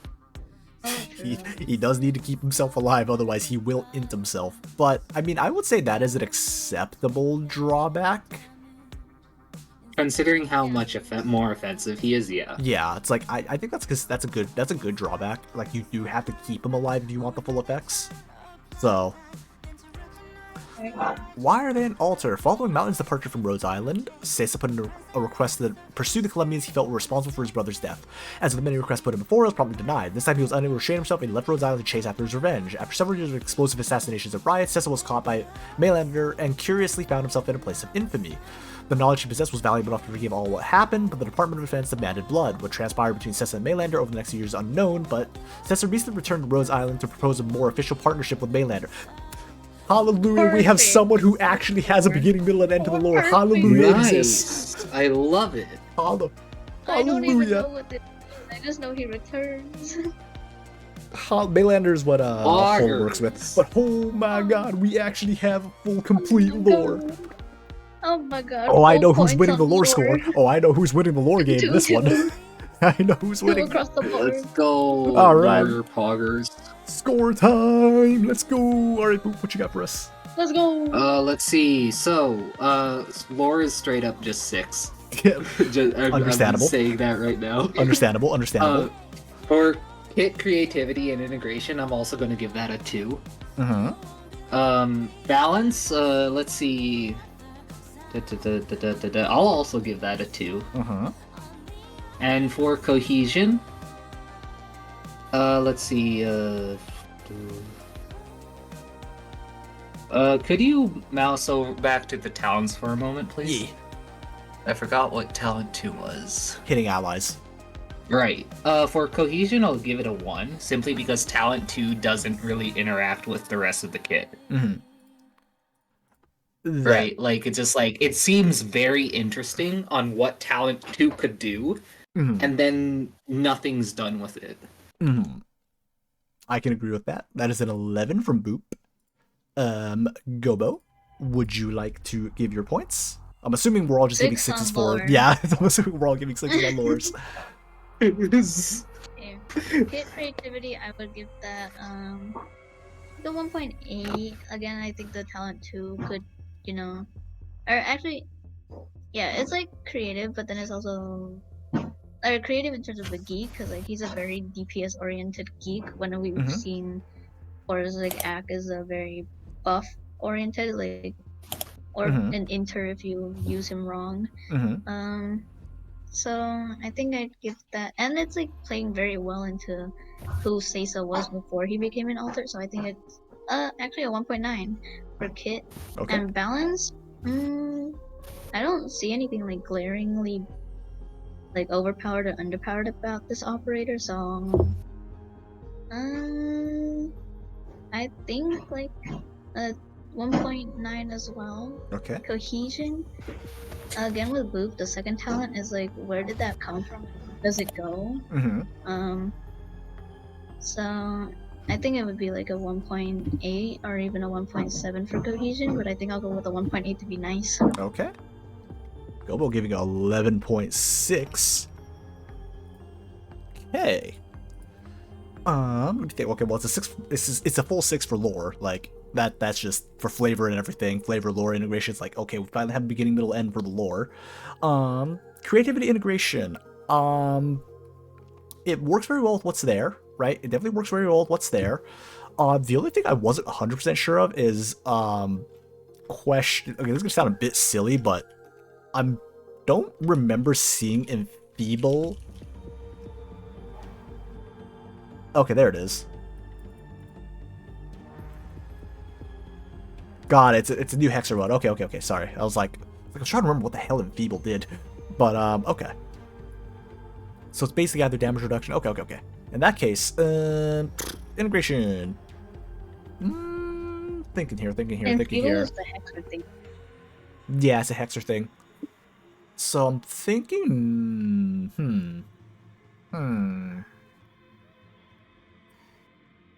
I think it's good that you're working with everything. Enfeeble's not fragile? Hold up, I need to double check what Enfeeble I is. think Enfeeble's Like attack reduction. Oh, reduces attack. Oh, that's really cool. Yeah. Oh, that's awesome. I love it. I would say probably, I'm gonna say like 1.9. I think it's really solid. I think maybe would like to see like maybe one maybe fresher thing, I would say at most, but it's like a little bit nitpicky for me at that point. Balance, they seem balanced. They seem pretty balanced. Yeah, I think I'm gonna give this probably another 1.9. I think it's also balanced. Cohesion, I'm gonna ding the cohesion for the talent too, like everyone else said. Like, I'm kind of gonna roll boot more on the cohesion. Like, it's the talent 2 is just kind of like, oh, it can damage allies. Wait a minute, when the hell are you ever gonna damage allies? Like, when is this ever gonna take into place? Like, it's a very specific situation. It just feels like it was kind of slapped in there. So I'm kind of rolling boop and giving that a 1 and giving like, I'll say like a 1.2 to be nicer. And to round out my number to a flat 10, apparently. Plus, even if you were to use a talent 2, it's just like, is it any better than just using him to damage enemies normally? Like, it just felt like it was there for the sake of being there. Do we have another lead change? I think we have another lead change. This is a 32.6. Are we beating another one by 0.1? I think this is another lead change here. Give me one quick second to load up the next one. It's 32.6. I think Skami was a 32.5. Is this a tie? No. No, it's not a tie. Oh my god. Skami has been dethroned by 0.1 because Skami's lore kind of tripped over its shoelaces. It's Jover. The lore tripped over its shoelaces. The balance was tripped over by the lore by 0.1. You were so close. Okay, so this one's made by Pudding. Tamimi the Entwined. Tamimi, interesting. Alright. An incantation medic is the medic that can attack, right? Armistice, yep. Yeah. Okay, cool. Mm-hmm. I hate Tamimi, but I'll try to be unbiased. I mean, you better be unbiased to be what? Kidding. Boop, you want to take over for the stats? 1 second. This is a 5-star, right? Yes, 5-star incantation medic. Cool. Cool. I don't have Reed, so I can't compare her to Reed if she was a 6-star. Let's see. Hibiscus, get in here. Let's see. We have more HP than Hibiscus, less attack. Mm-hmm. And similar defense and resistance. Mm-hmm. Okay. So nothing particularly like, oh god, what the hell is that? Okay. Yeah. No, nothing too out of the ordinary. Talent and potential. Gobo, you want to take over? Move the red hex box, please. Anyway, talent is tribal techniques when skill is active, reduce attack range to sides and the 3 tiles in front, but healing range is unchanged. Attacks change to physical damage and attack plus 100%, plus an additional 20. Or is that included? I will operate under the assumption that it's already included. Mhm. Okay, so we gain a whole 20% attack from potentials. Is that a big jump? I'm not sure. From potential, And that is a then- good jump. It's a big jump, but considering Tamimi's talent already, I think it's fine. Mhm. Because Tamimi as a caster, she gets that much of a damage boost anyway. Mhm. Okay, so pause look pretty standard then. I don't think we should mention anything else about that. No, looks fine, I'd say. Oh, it's basically exactly the same except for the range increase. Yup. Yeah. Skill 1. Man, if I remember right, we did not have any names for the skill, so I'll just default to naming it as Skill 1. But again, we are And missing a there's- bit of information here for like how long, like what the SP limits are, what the activation is, what are those. So we are missing. Why do we have squiggly Is this lines? just RNG? I don't think it's RNG. I think let me they were, double like, check. Drafting it. It seems like a draft. It's like this is a 20 range of to what the values would have been. I'm assuming that this is at max. The way I'm just gonna work off of is that That's the 50 math. is M3. I'm just gonna assume that we're working off 50 as M3. Like the Okay. second number as Purdy max level. Pudding is saying it's skill level 1 to level 7, and I will ding you on that because we specifically said it should be at M3. Yeah, I will also ding you on that. We have been, They did not read the guidelines. if I remember, actually, I think that was in a past Is time. Is it in the guidelines? It should be in the guidelines. Did I leave If that it's off the not guide? in the That's like an guide, idiot. I think I left that off like an idiot as like things oh will be. no, it's not in the guidelines. I left it off like an no. idiot, so no dinging them actually. No digging. Okay, that's No on dinging. us then. No, No dinging. dinging. Okay, anyhow. Why is it always your fault? Look, there's a lot of things that I do, okay? But I will ding No, for it's on me as well. I will ding for missing a lot of information in terms of like SP activation. Like that should be baked in if you're at Arknights. You know, if you play Arknights, like that should be baked in. So I will ding you on missing that. I will not ding you on this being SL7. I will let you fix that in because that was my bad situation. Why is my music stopped? Anyhow. So attack speed, so at SL7 it'll be attack speed plus 50, attacks have a 70% chance to grab the healed ally, a regen effect, restoring HP by 30%, 60% if under 50% of HP of Tamimi's attack per second for 4 seconds. So it's RNG to grant a regen for a decently chunky regen. Okay. So you have lots of attack to buff that up. Okay. I'm okay with that, I think. I'm okay with... Okay, considering M3 would probably have it be 100% because Tomimi's skill 2 is 100% at M3, I'm okay with it. Let's see, skill 2. Each attack will randomly trigger one of the following effects. So 1 ignores 30% of target's defense. 2 is to deal 180% damage. 3 heal 2 targets. 4 knocks the enemy back with medium force and stun them for 0.6 seconds with a 20% chance to trigger all 4 effects. So a lot of RNG effects and a very small chance to do everything, if I'm understanding this correctly. Yes. Yeah, so you have a 1 out of 5 chance for basically anything to happen or all of them to happen. Alright, so I think here we just see like if Tomimi the caster was translated into Tomimi the medic. If we're talking usability, I would never touch this operator if I'm being honest. Yeah. From like a usability perspective, so like I think for me personally, integration will probably take a hit here for just like what are we trying to do here? Same with cohesions, like what are we trying to go for here? Right? I mean, the thing about a Tomimi is that Tomimi's just I know to random. I know. No, I But- think she's just as usable as she was when she was a caster. Yeah, Yeah. like that's kind of the thing where it's like, what are you trying to go for here? Like, what are you like? Just- What exactly is her purpose? Like a class change, like the Yeah. class change situation. I would It's say. just Mhm. is it again? It's similar to the Eunectus problem Mhm. we have earlier, where it's just like they play very similarly. Mhm. They play very similarly, except this one's actually not. So Like the there's module- very little use cases. Mhm. Stage 2 and 3 would give her a chance to inflict 12% physical fragile. Physical fragile is not a thing that's in the game. Well, it is now. It is now. It is now. That's also. Yeah, I think I'm gonna take. That's a bit like integration again. Integration things. Reason for alter. So she has the basic medical skills of Gabrielle the Invincible, returning to the front line. She's said to fill Gabrielle's shoes as a medic in her own way. Okay. That's probably like the most short and sweet lore that like actually still makes sense the entire way.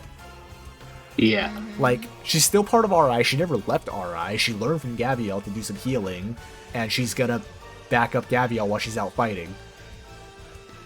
I'm actually okay with the lore, with how short this is. I'm totally very okay with that. short, very sweet. It gets everything done. I'm actually okay with the lore. I'm actually 100% okay with that lore. It's like the shortest lore that actually works, gets It's- everything. It's very sparse, Mm-hmm. though. It is Which very isn't sparse. necessarily a bad thing, but again, just a little bit more would have been nice. Mm-hmm. Alright, let's do some points then. I think I'll kick this one off. While I am not dinging you for, not having this at M3 everything, I am gonna ding you on missing information. So we're missing like SP requirements, duration, and everything. So, kit, I'm gonna say. I mean, it just feels like Tamimi all over again. I'm just gonna give it like a 1 for the kit. I think it just feels like Tamimi, but like just Medic. class change. Yeah.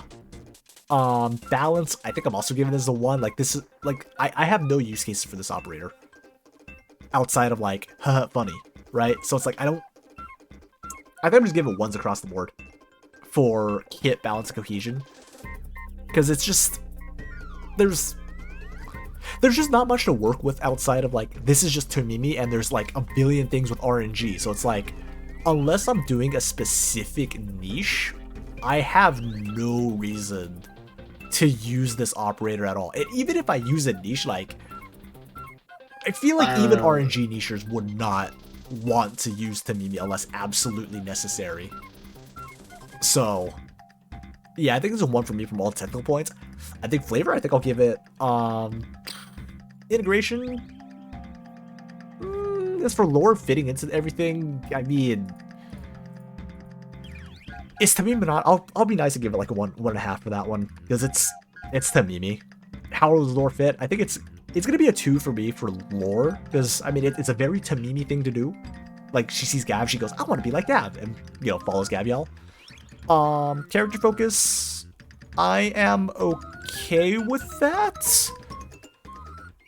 It's because I mean part of Tamimi's lore is that she's following Gabrielle too, and it is a 5-star lore. So I would say let's go like a 1.8 for this. I'm mostly pretty happy with the lore, but everything else I'm just kind of like on.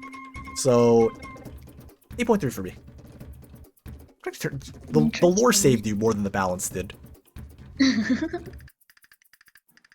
All right. I'll go next. Mhm. I would like to say that I am very disappointed because when I saw Tamimi, I saw the incantation medic. I'm like, okay, great, we're gonna get something amazing, and then we just got Tamimi again, right? Hey, so for creativity integration, I'm gonna give a 0.5 Okay. because other than just medic, in like making it an incantation medic, there's nothing Mhm. like too out there. It's just a Tamimi retooled, right? Mhm. For balance, again, I don't feel like I can properly judge it because we don't have SP costs. Mhm. So I'll just give it a 0.5 because again, that's we don't have SP costs, right? Mhm. Hey, for cohesion, I guess I would have to give it a 2 simply because it's Tamimi, and the way Tamimi works is that her talent and her skills work well together and in theory, right? On paper, of course, would be very different. But from the raw theory, they work well, right? So I would have to give that a 2. Mm-hmm. For flavor integration, how well does the lore fit into abilities? Again, I think that's a 2. I think you can't really go wrong with that. And for how it fits into the universe, I wouldn't really know if she would become a medic just because Gavial herself also stopped being a medic. I don't know if that really fits, so I'll give it a 1. Because I can see it happening both ways, right? Sorry, it was a 1 for lore. How much for integration again, Boop? 2. Okay. And for character focus, for how it makes narrative sense and how how involved they're in their own lore. Again, it's very sparse, and I wish we did have a little bit more. So I'll give it a 1.5 because again, we're missing some stuff from it, right? But again, you can't really go wrong with it with what's there. Go, Bo. Oh, right. We already know how I feel about Tomimi, so let's start with the kit. Creativity. In terms of like an incantation medic, fine. We don't have any that do like RNG effects or physical damage, but otherwise it's literally just Tomimi, so I don't see any creativity there in that sense, so it's a 1. Mm-hmm. And then balance. I don't know, she's not broken, I guess. Broken, I guess. But I also wouldn't use her anywhere, not because she's Tomimi, but because she does Tomimi things still. Mm-hmm. It's like a 1.4. Okay. Cohesion.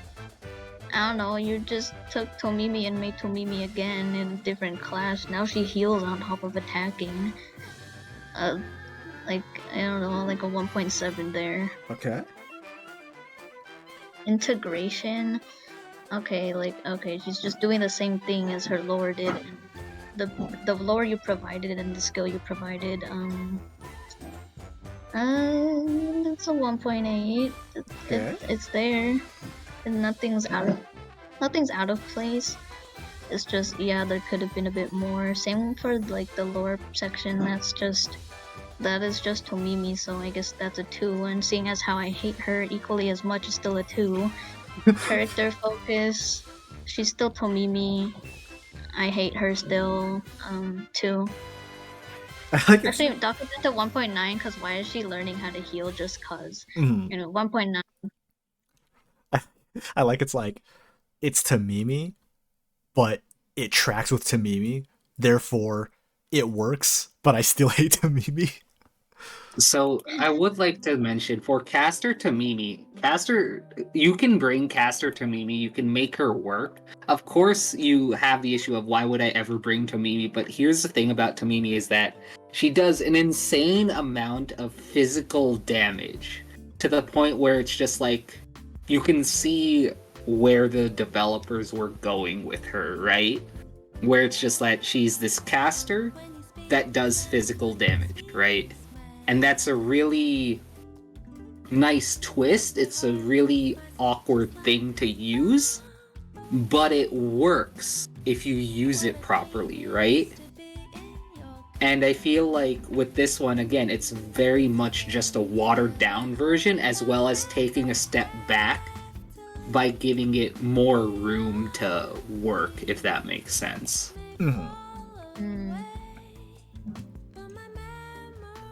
Puddin got a pass from the lore being like, I mean, well, damn, it's Tamimi. It's Tamimi, yeah, Like, exactly. damn, it's Tamimi. It got absolutely whacked. It absolutely got whacked for balance across the board. Hey, speaking of Tsukinoge, hey, Boop, it's your favorite operator. Oh, nice. She's a bard.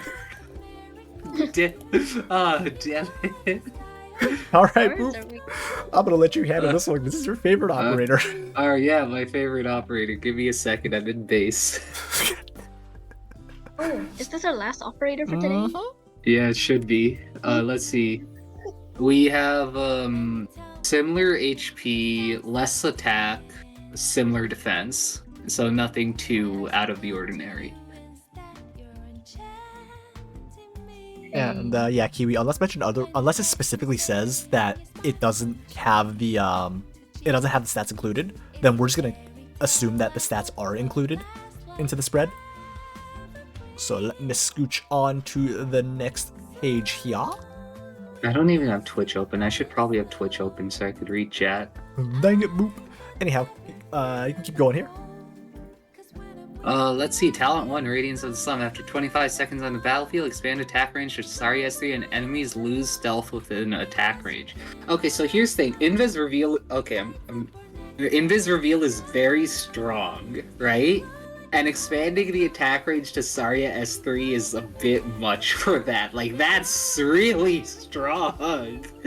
That's so strong. That is very strong.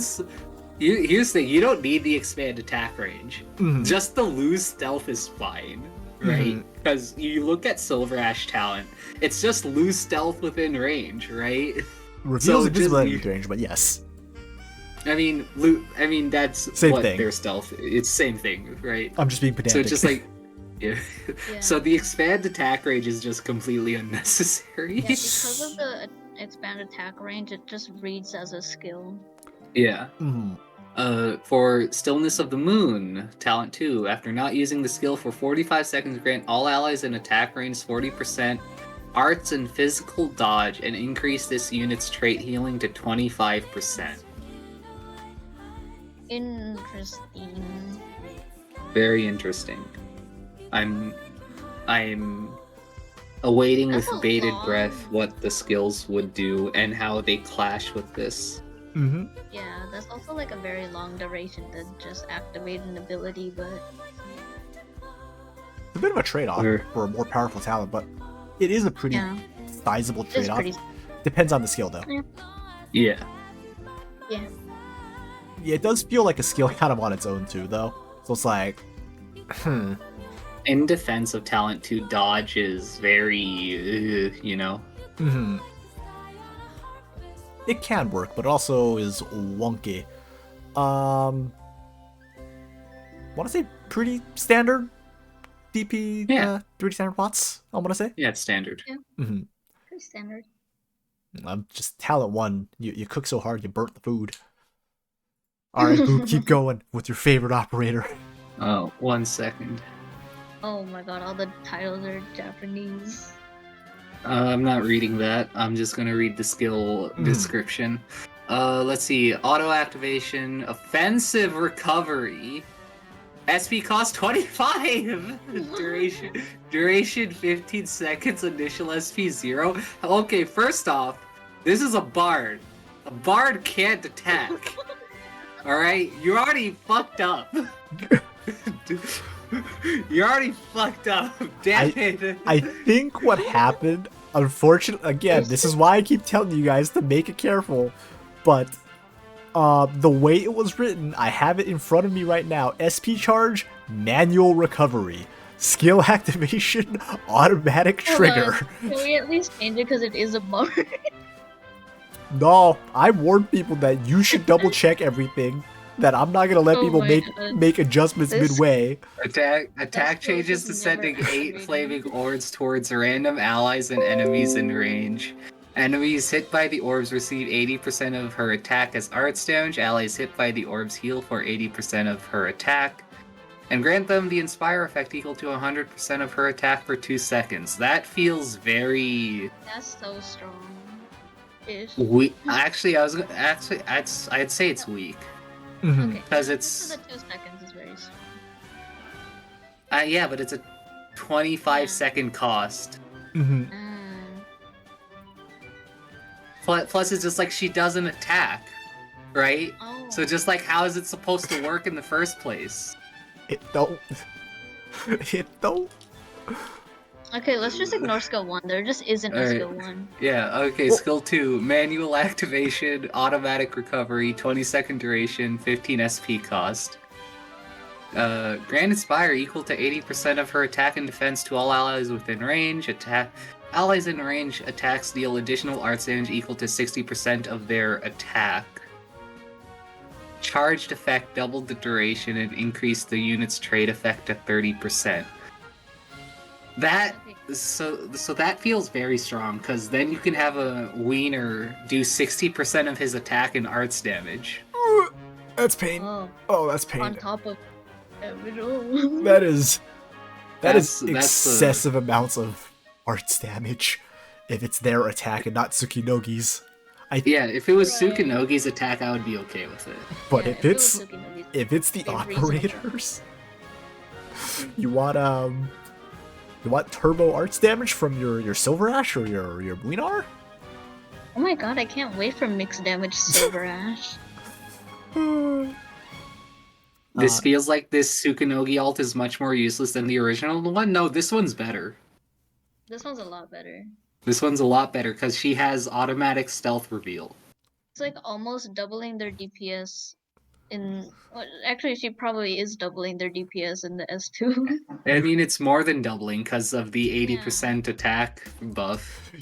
So, the 80 from Tsukunogi. So what do we have so far? We have an S1 that literally doesn't work. We have an S2 that works too much. What do we got for S3? We got a good balance for S3? Manual activation, automatic recovery, 30-second duration, SP cost 45, initial 0, plus 150% HP, removes all abnormal statuses from allies in a 1.3 second interval.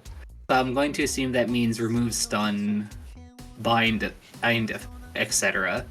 Increased trade effect to 60%. 55% of damage taken by allies within attack range is transferred to Tsukunogi. At the end of the skill, Tsukunogi deals arts damage to all enemies in range equal to 150% of all the damage she took during the skill duration. This is just a better Skalter S1. It is. Mm-hmm. It's also like... It has a shorter cooldown too, I'm sure, yeah. Skalter is 50 SP 30 seconds. She's just wiping all the... Like, in an AoE, she's wiping status effects. Like, that's what Lumen on a single target per heal. Granted, the trade effect is slightly less, and the HP gain is also slightly less, so it's, I guess the 5 SP difference is fine. But I feel like the arts damage to all enemies in range, equal to 150% that she took, could get out of hand really fast. Mm-hmm. Just like if you toss the heal around her, she's gonna be tanking a lot. Yeah, Skalter heals for a lot more too, so it's fine. Yeah, you gotta make up a bit for the lack of a skill 1. But yeah, this is Skalter's. This is also Skalter's S1. Skalter's S1 is like on par with this too, which is kind of funny. You gotta make up for the lack of a skill 1, fam. You gotta do what you gotta do. Alright, so why are they at altar? Tsukunogi, after she converts her past and starts embracing Kagura dance as an arts focus to become the high priest of newly rebuilt Kasuga Taisha Shrine, and culminating in her achieving the ability to channel the Higashi Sun Goddess during her performances. Bitterly accepting the fact that she could use the power of tradition to convince others towards betterment. Using her newfound power and position, starts to advocate for better facilities and grants towards the catastrophe messengers to provide better conditions for catastrophe survivors, and actively gains her opposition mostly from the traditional isolation faction in the region. With her gained experience and interpersonal skills from her catastrophe messenger days, and the guidance from a suspiciously Faranmut-like sun goddess she can converse with, she swore herself to never let what happens to her and her family to happen ever again. Once again, we're missing the Rhodes Island part of this as to why she's still an operator. I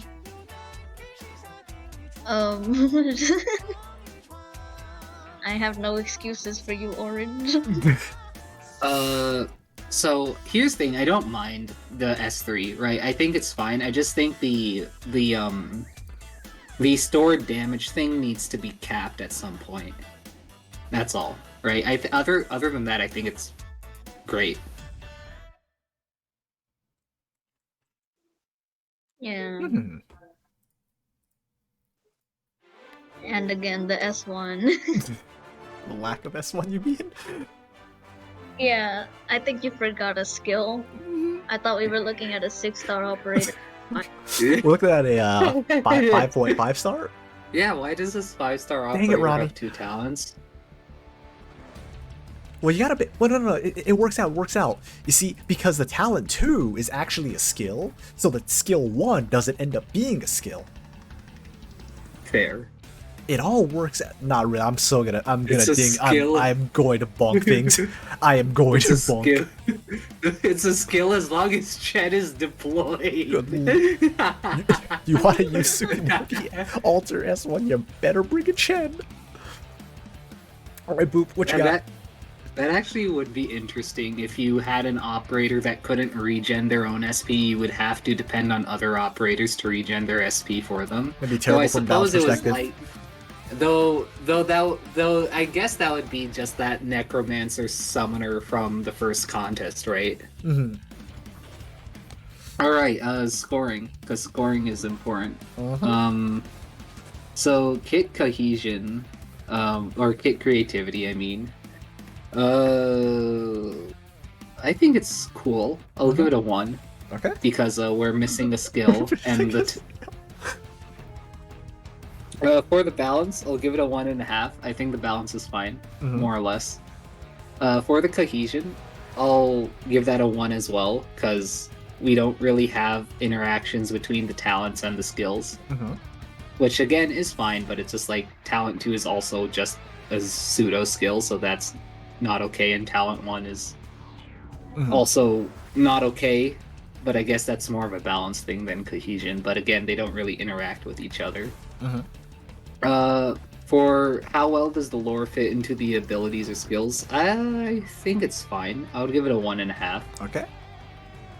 For how well does it fit into the universe, I'll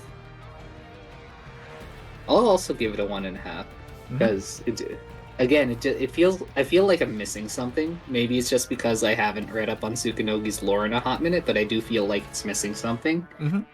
And then the character focus is a 2 for me, because it's super involved, got all the reasons, but Mhm. hey, why are you at Rhodes Island again? So looks like we're ending with an 8.5 total then. So 1.5, 1.5, and a 2 for the lore section, right? Just a double Yeah. check. Cool. All right, Gobo, what you got for us? All right, Orange. I like you, but there was no skill 1. All right, so creativity. It was a bard. I don't know if like they did any, or Tsukinogi did anything like particularly out there in terms of a bard. She kind of just healed. Wait, did she provide shelter? Oh wait, no, she did like reveal invisible enemies, right? Yeah, her skill 1 revealed invisible enemies and I believe gave dodge. That was skill 2. While Or that was also, talent 2. I have her right here. Hold on, let me pull The her dodge up. was talent 2, I believe, right? Skill 1 was dodge and reveal invis. Oh. Skill 2 was stop attacking, increase sanctuary effect, and the talent to 60%, and then he'll have a regen. And the funny part is the Abjure trait change doesn't help her skill 2, because she stops attacking. Wait, we're talking about Is she Tsukinogi an normal or Abjure or a bard? Tsukinogi normal, my bad. Yeah, that's why I'm confused. We're talking about Tsukinogi Alter here, fam. Oh, I thought Yeah. Gobo was asking about No. normal Tsukunogi. I was talking about the other one. Oh, my bad. Anyhow, Whoops. But there's so what are you saying for Kit, Gobo? I think this is like a 1.5. Okay. Okay, in balance, she wasn't broken. Oh my god. She wasn't broken. She might have been a little bit weak, especially considering she doesn't have a whole skill. So like a 1.3 there. Mm-hmm. And then cohesion, there wasn't like a strong cohesion, but there also wasn't like no cohesion. Mm-hmm. So I just give it like a 1.2 there. Okay. And for flavor integration, how well did the lore fit into the abilities? I don't know. It's like Tsukunogi, she's a deer, right? That's all I know. So, 1.7, yeah. Okay. And then lore, she's still Tsukinogi, but I did notice that she mentioned she was like following this Fahrenheit goddess around or something. Mm-hmm. Is it, like how casual are these gods that like allows for that?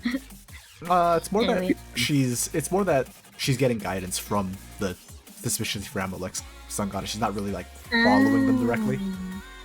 Okay. And in defense of that, we do have a goddess just sitting in Rhodes Island The in the couch? form of Kiera. And wearing a maid outfit. Okay, yeah. Yeah.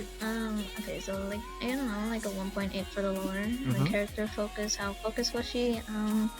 She did have other character, like just that goddess involved in her lore, but otherwise, I think she is very much still Tsukinogi and on her journey. But we still also don't know if she came back to Mhm. Rhodes Island and why she would, and like what her new goal is and how she intends to like bring about her goal. Like, so like we have the motive, we just don't know how she's gonna go about it. So I got 1.7 there. 1.7. Okay, so a 9.2 from Gobo. Yeah, Oh, that was higher than mine? Wow. reminder that Nyan Interesting. the Hobo Dragon just kind of showed up one day. She's also a Faranma technically, Faranma fragment, but Nyan the Hobo Dragon just kind of showed up one day and then never left. And this is from Hey, someone it's who okay. adores my Nyan. Okay. So anyhow, kit creativity integration with Arknights. This is probably the first 6-star operator that I've seen with the skill 1 that doesn't do anything. So we're getting dinged on the integration part. I'm gonna give it like a 1.5 to be nice. Actually, not a 1.5, 1.3. 1.5 is too nice. Balance-wise, I think mostly balanced. Again, kind of missing a third of her kit there with the skill 1. So probably another 1.3 from me. I'm gonna keep it kind of consistent here. Cohesion. Actually, well, pretty balanced except for the whole reveal enemies in S3 range just permanently after 25 seconds. Kind of nuts. As for cohesion, it's very bard-like, and it's like everything kind of fits. So don't really see anything bad on cohesion. I'll give it like a 1.8. I think for cohesion, again, just yeah, we're kind of missing that skill 1. Integration for lore. The naming with, I mean, I think I have an idea of what you're basing off with Sun with Amaterasu, so I'll say like 1.7 for integration. How does this fit into the AK universe? It fits until, again, we're still missing the roads part, so another 1.7, I think. As for character focus, it's very Tsukinogi focused, but again, we are still missing the Rhodes Island part, so I'll just hit it with 1.7 again. Apparently, I'm being the nicest here with a 9.5 score overall. Oh, we scored pretty similarly, Wookie. It's like, Again. you again, I think you're just getting bonked on not having the right things and making oopsies, but Kill. there's a reason why I am saying that. I'm not letting people edit things midway through now. It's a bit much, but with that one, that does conclude this one. Still not last? That does conclude here, so big congrats to Snipes for just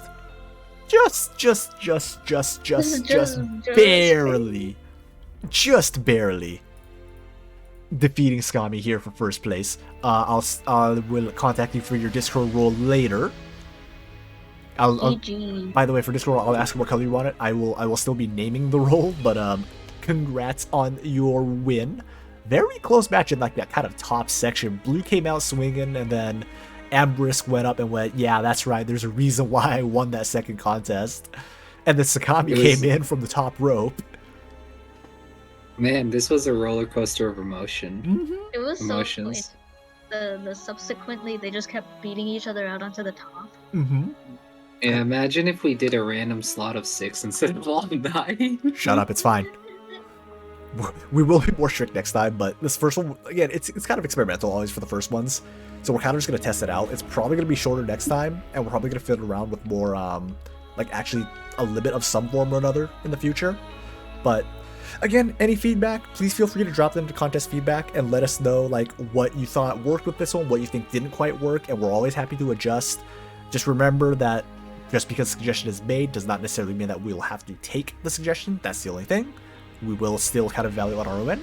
But again, big congrats to Snipes. Let me update this one too. If that will fit, please fit. Hey, fit. Perfect. I'll hold you hostage. But yeah, big congrats. Big congrats. Again, thank you to all of you for entering and for again, something that we can do on a rerun week, right? Something we can do. So we're gonna call it there for today. Let's see, let me go through everyone who showed up and raided just to end here. So DDR Davo, thank you for the raid. Was a little late with the shout out. Sorry about that, but thank you for the raid. Hope your stream went well. Carol, thank you for the raid as well. Ari, thank you for the follow. Lays, thank you for the resub. Let me usually thank you for the follow. And I think between streams we had Sampa and Hailbu, thank you for the follows as well. So we're gonna call it there for today. Let me see. Who do I send y'all to? I'll just send y'all over to Boo Boo, I think. No raid message today. And reminder that the main contest is going to be at the end of the year. So that's still the main contest. You have plenty of time to enter for that. Guidelines are still there. I'll make a slight update there. Yeah, no OC alts for us for this time. It was meant to be quicker, and we took a little longer because of the new point system. So no judges alts for this time, but we will have it. The judges alts will be back for the main contest. So the fourth one will be happening at the end of the year. Hope to see y'all there. And yeah, take a look there. It's in Discord. Hope to see y'all there. Should be a good time. I mean, judging by what we saw this time, it's gonna be tough on us judges. Right, y'all? It's gonna be pretty tough. It's gonna be great though. But on that note, I am going to send y'all over to Boo Boo, so don't do anything silly. If you get bonked in her stream, you will get bonked in my stream. So, yeah. Otherwise, y'all have a good day, good night. Good wherever you guys are. Thank you again and again. A big thank you to the judges, Gobo and Boop, for contributing their time to this event. Thank you guys. Bye-bye. Enjoy.